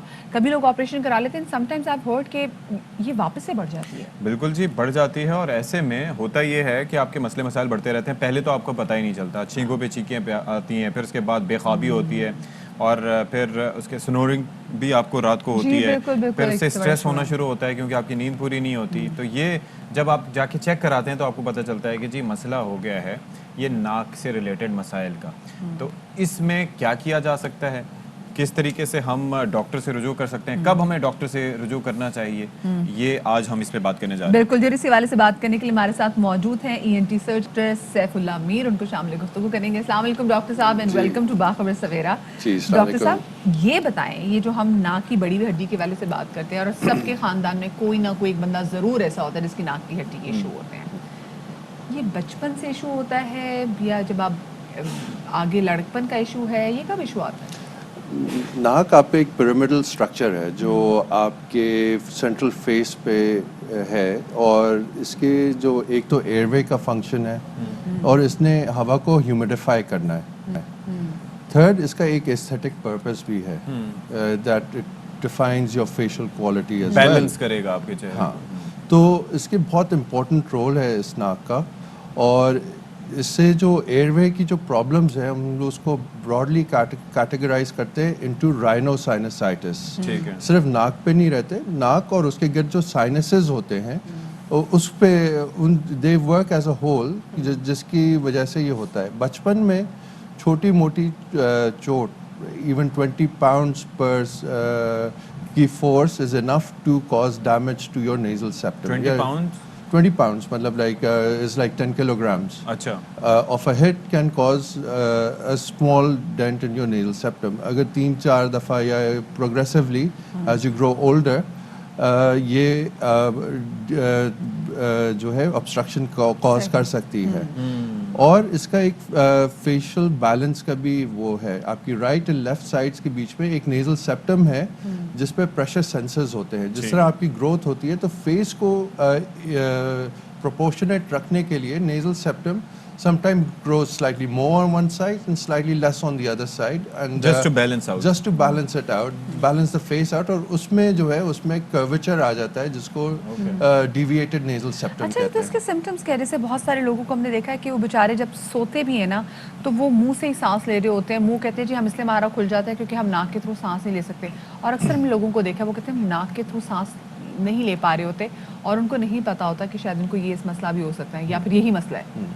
تو اس کے جو کامن سمٹمز ہیں کہ نیزل کنجیشن اور obstruction, کہ ناک کا بند ہونا, نزلہ ہونا, نزلے کا گلے میں گرنا جس میں اچی تھروٹ بھی آ جاتی ہے, بلغم آ جاتا ہے جو کاٹن کی اپیئرنس لیتا ہے جب آپ صبح دانت برش کرتے ہیں, ناک میں خارش ہونا, سر میں درد ہونا, چہرے پہ درد ہونا, چھینکیں آنا. چہرے پہ وہ سب میں فیل کرنے لگ گئی. چہرے میں کن کن مقامات پہ کہاں پر درد ہوتا ہے؟ چہرے میں آنکھوں کے گرد, آنکھوں کے اوپر, آنکھوں کے پیچھے آپ کو پریشر لائک کھچاؤ والا درد ہونا, یہ ساری سائن نوز اور سائنسز کے obstruction کی علامات ہو سکتی ہیں. اچھا, اور یہ کسی بھی ایج میں ہو سکتی ہیں؟ یہ کسی بھی ایج میں ہو سکتی ہیں. اور یہ ٹراما انڈیوسڈ بھی ہوتی ہیں یا اس سے ہٹ کے بھی؟ میں نے کہا اس کے دو فنکشنز ہیں کہ ایک تو فیس کو بیلنس کرنا, اور ٹراما بھی ہوتا ہے. چائلڈہڈ آپ کھیلتے ہیں, فٹ بال کھیلتے ہیں, کرکٹ کھیلتے ہیں, اینی اسپورٹ, گر بھی جاتے ہیں. باکسنگ والے تو بیچارے زیادہ they are prone to injuries. اور بائک چلاتے ہیں وداؤٹ ہیلمٹ, یو نو. مجھے یہ بتائیں کہ کیا اس surgery is the only solution یا پھر یہ میڈیسنس کے تھرو بھی یا ڈراپس کے تھرو بھی یہ مسئلہ حل ہو سکتا ہے؟ It all depends on the severity. اگر آپ کی severity زیادہ ہے, for example more than 4 days a week, then you need medicines or surgery. That depends on the evaluation. کیونکہ میں نے کہا یہ chronic rhinosinusitis اگر آپ اس کو لیں, if it's for more than 12 weeks, then you need, اس کے 4 causes ہوتے ہیں. Anatomical factor جس طرح آپ کہتے ہیں کہ اس کی structure میں ہی problem ہے, ناک کی ہڈی میں problem ہے. الرجک فیکٹر کی جس کو چھینکیں بہت آتی ہیں, تو اس میں سرجری اتنی ریکمینڈڈ نہیں ہے, بٹ پراپر ٹریٹمنٹ ضروری ہے کیونکہ ایز اے کمپلیکیشن اس کے جو ہے آپ کے نیزل پالپس ہو جاتے ہیں, ناک کی جلد کھنچتی ہے, اور الرجی میں بہتا ہوا نزلہ ہوتا ہے جو اسٹریچ کرتا ہے آپ کے نیزل میوکوزا کو, اور جب وہ پانی جمنے کی وجہ سے لٹکتا ہے تو پالپس بن جاتے ہیں, آپ کی سونگنے کی حس ختم ہو جاتی ہے. جس طرح So is there any certain age جس کا ہمیں ویٹ کرنا پڑتا ہے, کیونکہ بہت سارے لوگ جب ناک کی ہڈی کا بھی آپریشن کروانے کے لیے جا رہے ہوتے ہیں تو یہی کہا جاتا ہے کہ آپ 18 سال ویٹ کر لیں. ہم لوگ 18 سال کا اس لیے ویٹ کرتے ہیں تاکہ آپ کی ساری بونی ڈیولپمنٹ پوری ہو جائے. Again coming back to the first point کہ it has a lot of role to play in the symmetry of the face and it needs to be, you need to wait and you need to act judiciously. اگر کسی بچے کو بہت زیادہ جو ہے problem ہو رہی ہے تو آپ کارٹریج پریزرونگ, ہمارے پاس ایڈوانس ٹیکنیکس ہیں کہ ہم بجائے ناک کی ہڈی کو نکال دیں ان دا اولڈ سینس کے, اور اب اس کو ہم لوگ اسکرین دیکھیے گا, یہ اسکرین پہ جس طریقے سے علاج, کیا اتنا ہی پینفل علاج ہوتا ہے, یہ ذرا اس کو ڈیفائن پلیز کیجیے گا. یہ لوکل اینستھیزیا لگا رہے ہیں اور یہ جو ہے اس کی شیپ کو جو ہے رائنوپلاسٹی کر رہے ہیں. یہ تو ریکنسٹرکشن, ہاں ریکنسٹرکشن کی طرف ہے تھوڑا سا, اور یہ ایئر وے سے یہ سانس اندر جاری ہے سائنسز میں. سو ٹھیک ہے, تو جو ہم ناک کی ہڈی کا جو آپریشن, مجھے ایک دم لگا کہ اچھا یہ کوئی ڈرل ناک میں جا رہی ہے کہ ناک کی ہڈی کو ڈرل کرے گی. سو نہیں یہ نہیں ہے, میں نے کہا ڈاکٹر صاحب سے پوچھ لیتے ہیں کہ پتہ ہونا چاہیے. فائدہ اٹھائیں. اچھا تو ویسے ابھی جو موسم ہے ہم دیکھ رہے ہیں کہ ڈسٹ ہے اور بڑی الرجیز طرح طرح کی جنم لے رہی ہیں, تو اس میں کیا احتیاط ہم کر سکتے ہیں؟ Taking steam is very good. آپ سمپل اسٹیم لیں اینڈ ناک میں جو ہے پانی بار بار ماریں, جس طرح وضو کرنے کا ایک وہ ناک میں پانی مارتے ہیں دن میں 5 دفعہ. ایک بہت چھوٹی سی بات ہے, مطلب ہم نے غور نہیں کرا, بٹ وہ اتنے امپورٹنس ہے اس کی کہ وضو میں وہ ہے, بیکاز کہ آپ اس میں you clean your nose every time you do it. Doctor صاحب کچھ لوگ آلیو آئل کا بھی استعمال کرتے ہیں, کچھ لوگ سرسوں کے آئل کے بھی ڈراپس دیسی استعمال گھی کا کرتے ہیں. بھی سننے میں آیا, دیسی گھی کے دو بیسکلی یہ جو آئل بیس وہ ہیں, جب بہت ڈرائنس ہوتی ہے, جس طرح ابھی یہ لاہور میں, پشاور میں اسموگ کا ایشو ہے. بیکاز اسموگ ہوتی کیوں ہے؟ بیکاز ہم لوگ جو ایگریکلچر جو جلاتے ہیں تو اس سے اسموگ ہوتی ہے, اور سردیوں میں وہ ہیٹ نہیں ہوتی, زمین گرم نہیں ہوتی تو دھواں اٹھتا نہیں ہے ہوا میں, تو وہ زمین پہ ایک تہ بنا کے بیٹھا ہوتا ہے. اور ہمارے جو شہر ہیں پھر become the most polluted cities in the world. بتائیے جو عام ٹوٹکے جو اماں استعمال کر رہی ہوتی ہے کہ جی سانس لینے میں مسئلہ ہو رہا ہے, تو جی آلیو آئل کا چلو قطرہ بچے کی ناک میں ڈال دیا. That's good. اس میں کوئی اتنا جو ہے آپ کو روک رہے ہوتے ہیں ٹوٹکوں سے. ہاں, steam putting some oil in your nose تاکہ وہ موئسٹ رہے. سو دیٹ مٹی کا تیل نہیں ڈال دینا, سم آئل نہیں ڈالیں گی, مہنگا ہے. او بھائی مہنگا ہے, کیسی باتیں کر رہے ہو, آلیو آئل زیادہ مہنگا مت دیا. چلو چھوٹی لے لینا, مٹی کا تیل ہی نہیں لگانی, یہ ڈال بھی پیٹرول مہنگا ہو گیا ویسے. چلے. اور یہ جو وائٹ بٹر دیسی کی, یہ just like stick to just putting water in the nose, but بہت کرنا ہے olive oil تک صحیح ہے. don't poke everything in your nose. وہ کہا جاتا ہے don't poke your nose, don't put anything or everything on your nose. ہمارا rule ہے, if it's smaller than your elbow then it does not go in your nose. چلے, thank you so much جی. Doctor صاحب ہمارے ساتھ موجود تھے, doctor Saifullah Mir, ENT surgeon, اور بات کر رہے تھے کہ جو ناک کی ہڈی بڑھ جاتی ہے تو ایک پہلے تو سمپٹمز کیا, اکثر مسائل اس دنیا کے لوگوں کی ناک کی وجہ سے ہیں, اور کچھ لوگوں کی تو ناک کی ہڈی پتہ نہیں عجیب و غریب طریقے سے بڑی ہوتی ہے, ہر ایک کے معاملات میں آ جاتی ہے. بالکل ایسے ہی وہ پوک کرتے رہتے ہیں. ڈاکٹر صاحب اس کا کوئی علاج ہے؟ اس کا کوئی علاج ہے لوگوں کی ناک کی ہڈی ہر جگہ ہر ایک کے معاملات میں چلی جاتی ہے؟ ناک کی ہڈی نہیں, پوری ناک. I think اس میں جو ہے سائیکائٹرسٹ کی زیادہ ضرورت ہوگی. ٹھیک ہے, چلے, thank you so much. Doctor صاحب موجود تھے. ہم چھوٹی سی بریک لے لیتے ہیں, آپ کوشش کریں اپنی ناک نکالے جہاں پھنسائی ہوئی ہے. بریک کے بعد ملتے ہیں.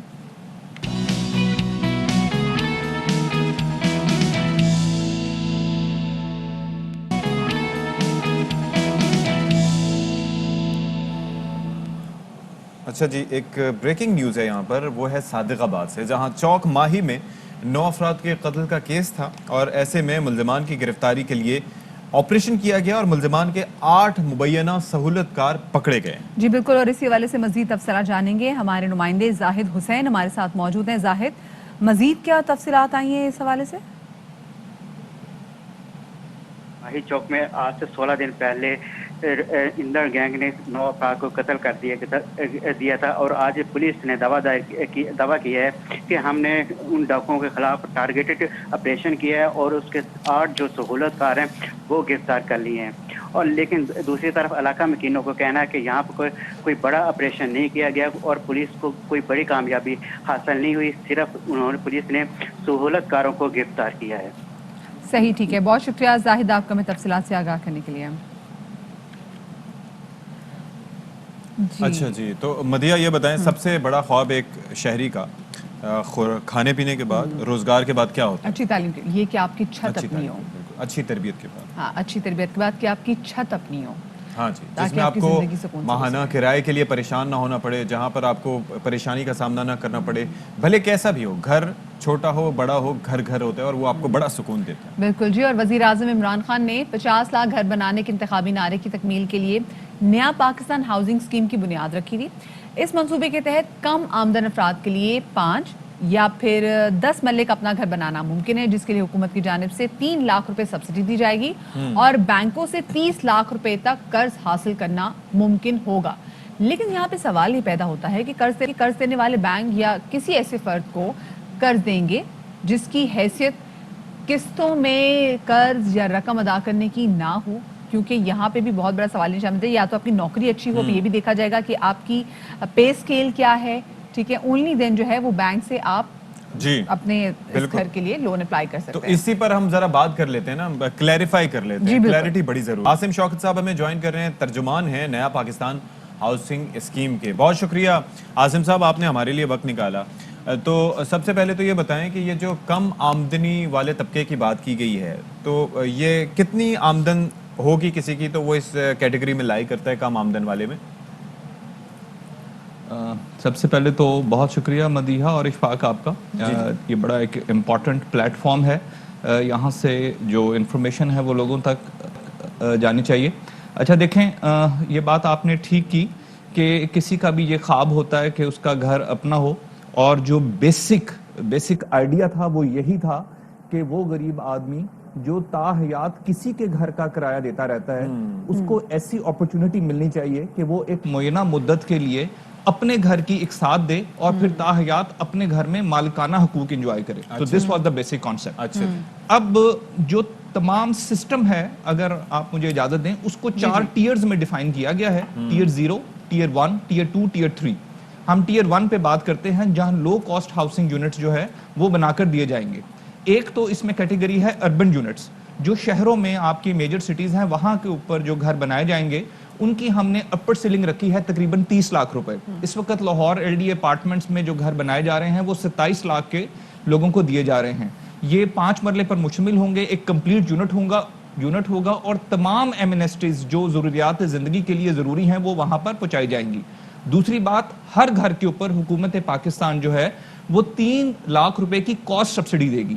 اس کے بعد جب آپ کو گھر الاٹ ہو جاتا ہے, گھر کمپلیٹ ہونے کے بعد آپ اپنے گھر میں شفٹ ہو جاتے ہیں, پھر آپ بینک کو قسطیں دینا شروع کریں گے اور اس کے اندر بھی مارک اپ سبسڈی پہ آپ قسط واپس کریں گے. For example subsidised mark up کے اوپر آپ قسط واپس کریں گے, پہلے 5 سال کے لیے 3% اور دوسرے 5 سال کے لیے صرف 5%. جی تو عاصم, کیا بینک جو اس بات پہ راضی ہوں گے, کیونکہ یہاں لوگوں کی شکایت کو سامنے آ رہی ہے کہ بینک یہاں پہ راضی نہیں ہے تاحیات اپنی جو قسطیں ہیں واپس لینے میں, تو یہ بھی تو دیکھنا پڑے گا. اچھا منی مدیحہ, تاحیات قسطیں واپس نہیں ہوں گی.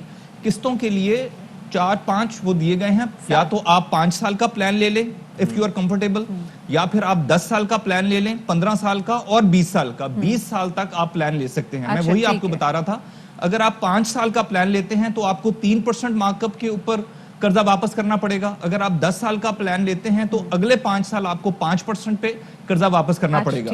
یہ سبسڈائزڈ مارک اپ ہے اور یہ سبسڈی حکومت پاکستان دے رہی ہے. ٹھیک ہے, ٹوٹل 35 ارب روپے کی مارک اپ سبسڈی دی جا رہی ہے. چلیں, دس از گریٹ. لیکن یہ ذرا ہمیں بتا دیجیے گا, ایک تو میرا پہلا سوال جو ہے وہ وہیں کا وہیں ہے, کم آمدن کی ڈیفینیشن کیا ہے جو لوگ اپلائی کر سکتے ہیں, اور دوسرا یہ ہے کہ جو وہ کم آمدن والا شخص ہے اس کے لیے سب سے جو چھوٹا گھر ہے جس کی آپ بات کر رہے ہیں, اپارٹمنٹ ہے, گھر ہے, اس کی ماہانہ قسط کتنی بنتی ہے؟ یہ 2 چیزیں ذرا جی بالکل. جی بالکل ٹھیک ہے, یہ 2 آپ نے بڑے ویلڈ کوسچن کیے. پہلی چیز تو یہ, ایز آف ناؤ اس وقت ہم جن لوگوں کو کیٹر کر رہے ہیں ان کی جو ماہانہ آمدن ہے وہ 30 سے 50 ہزار کے درمیان ہے. ٹھیک ہے, یہ وہ انکم گروپ ہے جو معاشرے میں کچھ نہ کچھ ارن ضرور کر رہے ہیں لیکن بالکل باٹم اس میں لیول پہ لائے کرتے ہیں. 5, 6, 7, 8 ہزار روپے باٹم والے تو وہ 20,000 والے نہیں ہیں جن کی گورنمنٹ نے 20,000 اب تک تنخواہ مقرر کی ہے, if I'm not wrong. اچھا میں ہاں وہ ٹیئر 0 ہے, اس کے اوپر بھی آتے ہیں. میں پہلے آپ کی بات کا جواب دے لوں. یہ بات آپ کی ٹھیک ہے. اب یہ وہ لوگ ہیں جن کو لو کاسٹ ہاؤسنگ یونٹ گورنمنٹ بنا کے دے رہی ہے, ٹھیک ہے. یہ 30 سے 50 ہزار تک یہ لوگ, ان کی ماہانہ آمدن ہے اور ان کو یہ فیسلٹی دی جا رہی ہے. اچھا اب دوسرا آپ کا کوشچن کیا تھا کہ قسط پر مہینے کتنی بنے گی اب ان کی 30 سے 50 والوں کی؟ اچھا اگین یہ دیکھیں نا, یہ 10,000 سے بھی کم اس کی قسط بنتی ہے جو کہ ایک بہت ہی نامنل قسط ہے. اگر آپ اب ٹیئر 0 میں آ جائیں تو ٹیئر 0 میں تو مزید اس کو ریولوشنائز کر دیا ہے. ہم نے مائکرو فائنانس بینکنگ انسٹیٹیوشنز جو ہیں ان کو انکلوڈ کیا ہے, جس کے اندر خوشحالی بینک ہے, اخوت ہے. یہ ان لوگوں کا کمال. اچھا سر ایک تھوڑا سا میں ظاہر ہمارے دیکھنے والے جاننا چاہیں گے, آپ نے کہا کہ 10,000 کی قسط بنتی ہے. مجھے یہ بتائیں کہ یہ ٹیئر 1 جو ہے 30 سے 50 ہزار والے میں, اس میں ایک شخص کو کتنا قرضہ آپ دے سکتے ہیں, کتنی مالیت کا قرض اس میں ہو سکتا ہے؟ اچھا اس کے اندر جو آپ کو بینکس ہیں جو قرضہ دے رہے ہیں وہ تقریباً 3 ملین 30 لاکھ تک آپ کو قرضہ جو ہے, ہاں 27 لاکھ ایگزیکٹ ہے, اتنا آپ کو قرضہ ملے گا. اور 27 لاکھ میں وہ گھر اپنا خود بنائیں گے؟ نہیں میں آپ کو تھوڑا کمپلیٹ کروں. اس کے اندر آپ کو جس وقت گھر الاٹ ہوتا ہے 27 لاکھ کا 10% آپ کو ڈپازٹ کروانا پڑتا ہے, ٹھیک ہے, 2,70,000 روپے. ٹھیک ہے. مزید اس میں سے 3 لاکھ روپے حکومت پاکستان سبسڈی دیتی ہے. ٹھیک ہے. بقیہ جو 21-22 لاکھ روپے ہے وہ آپ اقساط کی صورت میں اپنے گھر میں شفٹ ہونے کے بعد واپس کرنا شروع کرتے ہیں. صحیح. ٹھیک ہے. اور آج کل کے دور میں 5 مرلے کا گھر آپ کو 27 لاکھ میں بھی 3 لاکھ کی سبسڈی 23-24 لاکھ روپے میں مل جاتا ہے, جس میں تمام ضروریات زندگی پوری ہوتی ہیں. تو یہ بہت بڑی چیز ہے. ایک گھر کی پرائس کتنی ہے اگر ہم سے ویسے بات کریں, کیونکہ یہ 5 اور 10 مرلے کا گھر ہے, تو اگر ہم 5 مرلے کے گھر کی بات کریں تو اس کی اوورآل پرائس ویسے کیا ہے؟ اچھا مدیحہ میں پھر کلیئر کروں, تھوڑا سا چونکہ بڑا سبجیکٹ ہے. ابھی ہم بات کر رہے ہیں tier 1 low cost housing units جو کہ نیفڈا بنا کر لوگوں کو پرووائڈ کر رہا ہے. اس کے اندر پروونشل اتھارٹیز بھی ہیں, جو ایل ڈی اے ہے یا آپ کی جو پروونشل گورنمنٹس ہیں وہ بھی گھر بنا رہی ہیں. اس کے اندر پرائیویٹ بلڈرز کو بھی انوائٹ کیا گیا ہے کہ وہ آئیں اور ہمارے اشتراک کے ساتھ سستا گھر بنا کے لوگوں کو دیں. ابھی جو آپ بات کر رہی ہیں نا وہ ٹیئر 2 اور ٹیئر 3 ہے, جس میں آپ کے اور ہمارے جیسے مڈل کلاس لوگ ہیں جو سیلریڈ کلاس سے ہیں یا کوئی چھوٹا موٹا کاروبار کرتے ہیں, وہ ارن کرتے ہیں, but they can not afford to have a lump sum amount کہ وہ اپنا گھر بنا لیں. فار ایگزامپل میں جلدی بتاؤں کہ اگر آپ 5 مرلے کا گھر بنانا چاہتے ہیں یا کوئی 5 مرلے کا فلیٹ خریدنا چاہتے ہیں کہیں بھی, تو جو ٹیئر 2 میں آپ کو 60 لاکھ تک قرضہ ملے گا. پہلے 5 سال 5% مارک اپ کے اوپر اور دوسرے 5 سال 7% مارک اپ کے اوپر, جبکہ مارکیٹ میں یہ ریٹ 12 سے 13% ہے. اسی طرح اگر آپ 10 مرلے کا اپنا گھر بنانا چاہتے ہیں تو آپ کو پہلے 5 سال 7% مارک اپ پہ 1 کروڑ تک کا قرضہ مل سکتا ہے, 10 ملین, اور دوسرے 5 سال 7% پہ. آئیڈیا یہ ہے کہ زیادہ سے زیادہ لوگ اپنا گھر بنائیں اور ملک میں زیادہ سے زیادہ کنسٹرکشن سمجھ آ گیا. لیکن اس کے اندر who would be the deciding authority, نیا پاکستان ہاؤسنگ اسکیم یا پھر بینکس, کہ ہاں جی اس کو قرض دینا ہے, مدیحہ کو دینا ہے یا اشفاق کو دینا ہے یا نہیں دینا؟ اچھا 2 اس میں چیزیں ہیں. جو لو کاسٹ ہاؤسنگ یونٹ ہے اس کے اندر تو ممبرز اپلائی کرتے ہیں نیا پاکستان ہاؤسنگ اتھارٹی کے پاس.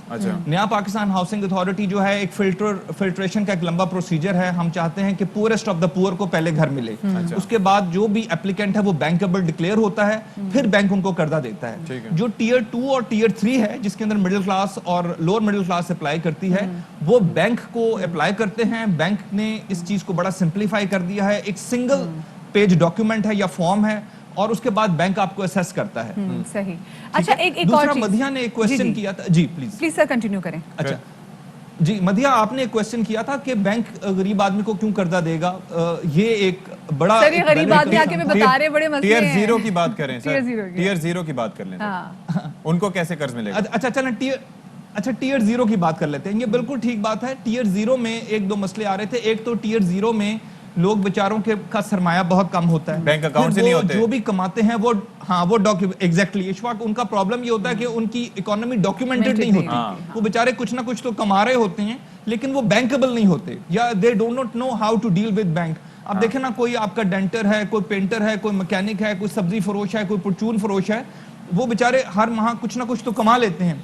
उसके लिए 2-3 चीजें की गई हैं। एक तो बैंक्स ने प्रॉक्सीज और एसेंट सिस्टम डिवाइस किया है, यानी अगर आप कोई बिल दे रहे हैं, यूटिलिटी बिल्स दे रहे हैं, तो उनसे असेसमेंट की जा सकती है। अगर आप अपने बच्चों की स्कूलों की फी दे रहे हैं तो उससे असेसमेंट की जा सकती है। अगर आप किसी घर में रह रहे हैं और रेगुलरली उसका किराया दे रहे हैं तो उससे असेसमेंट की जाती है। अच्छा सर, और क्विकली एक और सवाल भी आपसे पूछना चाहेंगे कि अब तक कितने लोगों का अपना और सस्ते घर का जो ख्वाब है ये पूरा हो चुका है? कोई स्टैटिस्टिक्स आपके सामने आया है? शहर के अंदर पूरा हुआ है या शहर से बाहर पूरा हुआ है? अच्छा चलें, फिर आप वैलिड क्वेश्चन है लेकिन इसको वन बाय वन लेते हैं। अच्छा, शहर के अंदर और शहर के बाहर का मैं जवाब दे दूं। 2 प्रोजेक्ट हैं। एक तो अर्बन प्रोजेक्ट है जिसके अंदर 5 मरले का घर तकरीबन 27 लाख रुपए मिल रहा है, ठीक है, जो बना के हम देंगे। दूसरा, पंजाब हुकूमत के फिलहाल ताउन से हमने एक पेरी अर्बन प्रोजेक्ट यहीं पर है जो शहरी इलाकों के नवाही इलाके हैं। सर अभी फिलहाल शहरी इलाकों में जरा बात कर लें। मैं जरा कराची की बात मैं बस सिर्फ कंप्लीट कर लूं, जो शहरी इलाकों के नवाही इलाके हैं वहां 3.5 मरले का घर बनाया जा रहा है, सिंगल स्टोरी है, और वो मजीद उसकी कीमत कम कर दी गई है, सिर्फ 18 लाख रुपए में लोगों को दिया जाएगा, ठीक है। अब आप आ जाएं, जो हम टियर 0 की बात कर रहे थे, आपने कहा टियर 0 में जो कामयाब पाकिस्तान प्रोग्राम है उसके अंदर निहायत ही मिनिमल सिर्फ सर्विस चार्जेस पे बिला सूद कर्जा रखा गया है लोगों के लिए, 2% सर्विस चार्जेस पे, कि वो जहां कहीं भी जितनी उनकी पहुंच है, जितनी उनकी कैपेसिटी है, उसके मुताबिक 2-4 लाख से लेके 20 लाख तक 2% सर्विस चार्जेस पे बिला सूद कर्जा लेकर अपना घर बना सकते हैं। इसके लिए हमने माइक्रो फाइनेंस बैंकिंग को इन्वॉल्व किया है क्योंकि I appreciate the effort. Actually, we appreciate the efforts के जो whatever the government is doing for the poor. लेकिन जरा मुझे ये समझाएं कि शहर कायद की बात कर लेते हैं, कराची की सोहराब गोट स्कीम 33 की बात करें, अच्छा गार्डन की बात कर लें, नॉर्थ नाज़िमाबाद की बात कर लें, अच्छा उसके अलावा जो है वो खारादर की बात कर लें, यूनिवर्सिटी रोड की बात कर लें, ये तमाम तर इलाके हैं। बाकी डिफेंस और क्लिफ्टन को छोड़ ही दें।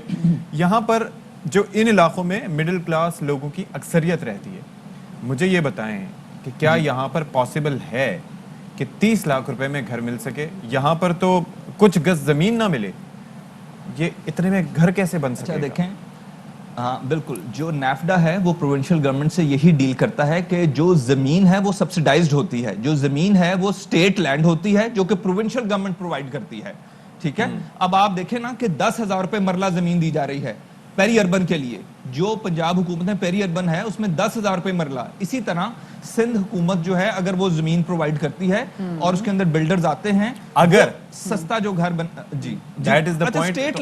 अभी तक उनका इंटरेस्ट नजर आया वैसे आपको सिंध गवर्नमेंट का या बैंकों का? अभी देखें बैंक्स तो जो हैं वो तो प्रोवाइड कर रहे हैं। जो बैंक्स हैं जहां जहां नैफडा जो है वो लो कॉस्ट हाउसिंग यूनिट जो है वो शुरू कर देगा, वहां वहां बैंक्स कर्जा दे देंगे। इसी तरह जो प्राइवेट बिल्डर्स हैं। आसिफ साहब once again मैं वापस से अपने जो सवाल की तरफ आऊंगी कि अब तक कितने लोगों का ख्वाब पूरा हो चुका है? हाँ, बेसिक बड़ा अच्छा देखें, इस वक्त तक हमें तकरीबन 205 बिलियन रुपीस की रिक्वेस्ट आ चुकी है और उसमें से अल्हम्दुलिल्लाह 78 बिलियन रुपीस 78 अरब रुपए जो हैं वो सिर्फ हाउसिंग के लिए अप्रूव हो चुके हैं। अच्छा। और जो डिसबर्समेंट का प्रोसेस है इट इज स्टिल कंटिन्यूड।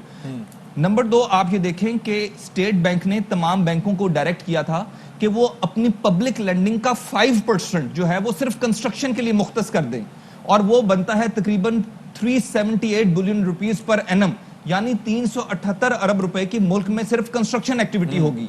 अभी तक तमाम मुल्क में तकरीबन 5,000 अरब रुपए की कंस्ट्रक्शन एक्टिविटी जनरेट होने जा रही है, जिसके नतीजे में 9 लाख से ज्यादा जॉब्स क्रिएट होंगी। अच्छा आसिम साहब, एक और चीज बताइएगा था जी, 78 अरब रुपए जो हैं वो डिस्ट्रीब्यूट हो चुके हैं जी अपना। अच्छा एक आखिरी चीज सर कि ये जो बैंक जो है वो जाहिर है एक बिजनेस मॉडल पे काम करते हैं, और अगर वो वैसे किसी को फर्ज करे कर्ज दे रहे हैं और उसमें 12-13% पे दे रहे हैं, और इस स्कीम के तहत 3 से 5% पे वो कर्ज उनको देना पड़ रहा है, तो वो क्यों इंटरेस्टेड होंगे ये करने में? अच्छा इशफाक, बहुत ही अच्छा सवाल है। मुझे आपने 1 से 1.5 मिनट देना है इसको थोड़ा सा क्लियरली डिफाइन करने में। ये बड़ा वैलिड क्वेश्चन है। देखें, आज से पहले बैंक तो गरीब आदमी को कर्जा देता ही नहीं था। ये एक पैराडाइम शिफ्ट है। बैंक या तो अपने मुलाजमीन को कर्जा देता था या फिर अमीर लोगों को कर्जा देता था, और ये बड़ा जस्टिफाइड है। बैंक, जैसा आपने कहा, एक बिजनेस मॉडल है, बैंक को अपने सरमाए का तहफ़्फ़ुज़ चाहिए। सो आपका पहला सवाल था कि बैंक क्यों 2 से 3% सब्सिडी के मार्कअप के ऊपर कर्जा देगा। अच्छा इशफाक, बैंक नहीं कर्जा दे रहा 2 से 3% पे, बैंक अपना कर्जा 11 से 12% पे दे रहा है, हुकूमत इस मार्कअप के ऊपर सब्सिडी दे रही है। जैसा कि मैंने आपको बताया कि 35 अरब रुपए की सब्सिडी सिर्फ मार्कअप पे दे रही है। बैंक को तो सिर्फ बिजनेस मिल रहा है, बैंक अपना कर्जा 11-12% मार्केट रेट पे दे रहा है। हुकूमत पाकिस्तान जो है वो सब्सिडी दे रही है इस मार्कअप के ऊपर, यानी कि जो इंटरेस्ट है ऑफ कोर्स वो नंबर 2 हुकूमत अदा कर रही है। एग्जैक्टली। नंबर 2, बैंक क्यों रिलेक्टेंट थे? इसलिए कि हमारे मुल्क में फोरक्लोजर लॉ जो थे वो बड़े इनफेक्टिव थे। लोग कर्जा ले लेते थे, घर बना लेते थे, जब वापस करने की बारी आती थी तो अदालतों में स्टे ले लेते थे। अब जो है हुकूमत पाकिस्तान ने और नेफ्डा ने फोरक्लोजर लॉ को बहुत इफेक्टिव बनाया है। अब आपको 14-14 दिन चलें सर, हमारी कोशिश है कि जल्द से जल्द ज्यादा से ज्यादा लोगों पूरे, चाहे उनका ताल्लुक किसी भी टीयर से हो। बहुत शुक्रिया जी, आसिम हुसैन साहब हमारे साथ मौजूद थे। अभी आपको हम तीन खबर से आगाह करते चलें कि वज़ीर आज़म इमरान खान और चीनी सदर में फोन पर राब्ता हुआ है। दोनों रहनुमाओं में खिते की सूरत हाल और इलाक़ाई उमूर पर तबादला ख्याल किया गया है। वज़ीर आज़म इमरान खान ने कम्युनिस्ट पार्टी की सदर को 7 साल तकरीबात पे मुबारकबाद। बिल्कुल जी, हमारे साथ अब्दुल कादिर मौजूद हैं, तफसीलात देंगे, बताइएगा जी। देखिए, वज़ीर आज़म इमरान खान के आलमी रहनुमाओं से राब्ते जारी हैं और अभी भी कुछ देर पहले उनका चीनी सदर से टेलीफोनिक राब्ता हुआ। दोनों रहनुमाओं ने एक तो पाकिस्तान और चीन के दरमियान जो सिफारती ताल्लुकात के 70 साल पूरे हुए हैं उस पर एक दूसरे को मुबारकबाद दी है। इसके साथ साथ दो तरफा स्ट्रेटेजिक ताउन पर मबनी जो शराकतदारी है उसको भी सराहा गया, उसके तमाम पहलुओं का जायजा लिया गया। फिर बाहमी इक्तिसादी तिजारती ताल्लुकात मजीद मजबूत बनाने पर भी इत्तफाक किया गया है। वज़ीर आज़म ने सीपैक के मामले पर कुछ गुफ्तगू की है और उन्हें कहा है कि इक्तिसादी जोन में चीन की जो सरमायाकारी है उसका वो खैर मकदम करते हैं। साथ ही ML1 रेलवे मंसूबे पर भी बातचीत हुई और कहा गया कि काम का जल्द आगाज इस मंसूबे पर आलमी तरक्की का बाइस बन सकता है। फिर मौसमियाती तब्दीलियों से निपटने के लिए जो चीनी हुकूमत के इक़दाम हैं उन पर भी बात हुई और दोनों रहनुमाओं ने मुख्तलिफ शोबों में पाक चीन ताउन को मजबूत बनाने पर इत्तफाक किया है। अफगानिस्तान की ताज़ा सूरत हाल पर भी गुफ्तगू हुई है। अफगान अवाम को मुआशी मसाइल से निकालने के लिए आलमी सतह पर किरदार अदा करना होगा, ऐसा कहना था वज़ीर आज़म इमरान खान का और साथ ही उन्होंने चीनी सदर को दौरा पाकिस्तान की दावत भी दी है। बहुत शुक्रिया आपका अब्दुल कादिर, आपने हमें तफसीलात दी। छोटी सी ब्रेक लेते हैं, हमारे साथ रहेगा।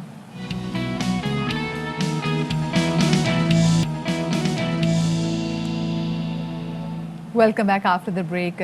आप अपने बच्चे को जो सबसे पहला तोहफा देते हैं वो उसका नाम होता है और जितना आप उसको अच्छा नाम देंगे उसकी पर्सनालिटी पे भी नाम के उतने ही असरात मुरतब होते हैं और जिस नाम से पुकारा जाता है उसके भी असरात बच्चे की पर्सनालिटी में हम देखते हैं कि नजर आते हैं। इसी वाले से बात करेंगे, हमारे साथ मौजूद है जनाब किनान। अस्सलाम वालेकुम किनान, वेलकम टू बाखबर सवेरा।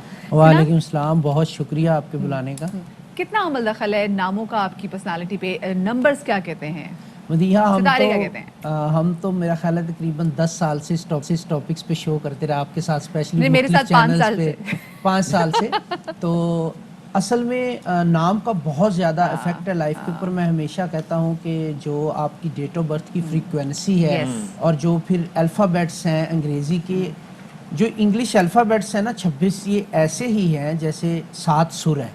जैसे 7 सुरों को अच्छे से मिलाया जाता है एक बेहतरीन धुन बनती है, अगर अच्छे से ना मिलाया जाए तो सर दर्द का बायस बनते हैं। इसी तरह अगर अल्फ़ाबेट्स का कॉम्बिनेशन बेहतरीन तरीके से किया जाए तो वो आपको एक पॉजिटिव वाइब देता है नाम आपका।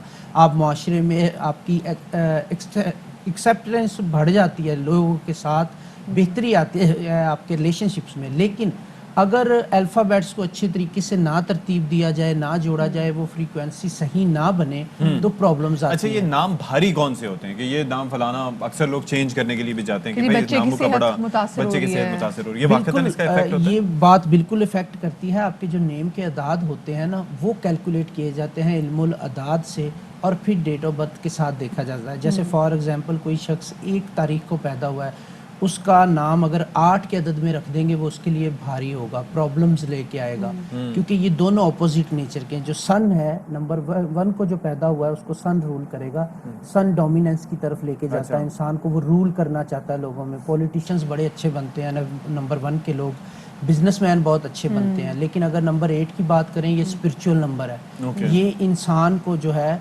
स्पिरिचुअलिज्म की तरफ लेके जाता है। जब एक साइड पे आप डोमिनेट करना चाहेंगे दुनिया को, दूसरी साइड पे स्पिरिचुअल सोचेंगे आप, तो फिर आप नहीं कर अच्छा, पाएंगे। नाम कितना काउंट करता है? जैसे सैयदा मदीहा ज़हरा नकवी, तो इसमें से नाम कितनों के नंबर आप जो आप निकालेंगे? लिखते हैं नाम वो आपका काउंट जिससे आपको पुकारा जाता है। हाँ, जैसे फॉर एग्जांपल किसी का आईडी कार्ड पे नाम है मोहम्मद बशीर अहमद, वो मोस्टली लिखता है बशीर अहमद, तो उसका बशीर अहमद काउंट होगा। जो नाम आप अपने हाथ से लिखते हैं कहीं पर भी, मोस्ट ऑफ द टाइम जिस नेम के साथ आप सिग्नेचर करते हैं वो आपका काउंट होता है। मैं इसमें एक चीज़ ऐड करता चलूँ, मैं तो तकरीबन 10 साल से मीडिया पे ये चीज़ें बताता आ रहा हूँ और बहुत सारे लोग इसको एक्सेप्ट करने के लिए तैयार नहीं थे। अभी 2 साल पहले द डोरियन इफेक्ट के नाम से एक थ्योरी साइंटिस्ट ने जो है वो सामने लेके आए हैं। वो तो यहाँ तक चले गए हैं साइंटिस्ट अपनी रिसर्च के बाद, वो कहते हैं कि आप अपने अगर नेम की स्पेलिंग चेंज करते हैं तो आपका फेस ऑल्टर होना शुरू हो जाता है। वो यहाँ तक चले गए और उन्होंने एक कंप्यूटर इजाद किया है जिसको वो 1 लाख तस्वीरें उन्होंने दे के 2 नाम दिए हैं कि इस 2 नामों के चेहरों को अलग अलग करो। मतलब जो हमारी एक्ट्रेसेस वगैरह अपने नामों की स्पेलिंग चेंज कर रही होती है तो वो इट्स नॉट कोई सर्जरी फेलर्स नहीं है, वो उनके नाम की स्पेलिंग है। हाँ। बहुत सारे हमारी इंडस्ट्री में ऐसे एक्टर्स और एक्ट्रेसेस हैं और कुछ डायरेक्टर हैं बड़े बड़े, कुछ प्रोड्यूसर्स हैं जिनके नेम की स्पेलिंग मैंने खुद चेंज किए हुए हैं। अच्छा, कुछ लोग जो नाम बदल दे, क्विकली पूछना चाहूंगी, जैसे मीरा का जो असल नाम है वो इर्तिजा रुबाब है और वैसे वो मीरा कहलाई जाती हैं। बिल्कुल, तो फर्क ये पड़ता है? इसमें बिल्कुल बहुत फर्क पड़ता है। अगर आप सिर्फ जो अपना स्टार्टिंग अल्फाबेट है नेम का वो चेंज कर देते, उससे बहुत ज्यादा फर्क पड़ता है। चलें जी। ठीक है कि हम इंशाल्लाह आने वाले दिनों में दोबारा इस पे बात करेंगे और कौन सा जो है वो नाम ज़्यादा अच्छा लगता है। बहुत शुक्रिया जी, आपसे इजाजत लेते हैं, कल मिलेंगे। शादरी बादरी, अल्लाह हाफिज़। अहम तरीन खबरें अब एक क्लिक की दूरी पर, आपके पसंदीदा टॉक शोज हों या अहम मुल्की या गैर मुल्की शख्सियात की न्यूज कॉन्फ्रेंसेस, हर लम्हा बाखबर रहने के लिए सब्सक्राइब करें हमारा YouTube चैनल। मौसम की सूरत हाल हो या खेल के मैदान से खबरें, अपने मोबाइल फोन से मुल्की और बैनुल-अक़वामी अहम खबरों तक रसाई के लिए डाउनलोड कीजिए मोबाइल ऐप। बावसूख ज़राए से मुसद्दिका खबरों, तज्ज़ियों और तबसरों से मुस्तफीद होने के लिए विजिट कीजिए पाकिस्तान की सबसे बड़ी न्यूज वेबसाइट www.arYnews.tv। इन सब के अलावा पाकिस्तान का सबसे बड़ा फेसबुक पेज हो, सबसे बड़ा न्यूज इंस्टाग्राम अकाउंट या फिर ट्विटर, ARY न्यूज पहुंचा रहा है खबरें सबसे पहले आप तक, ताकि आप रहें हर लम्हा बाखबर।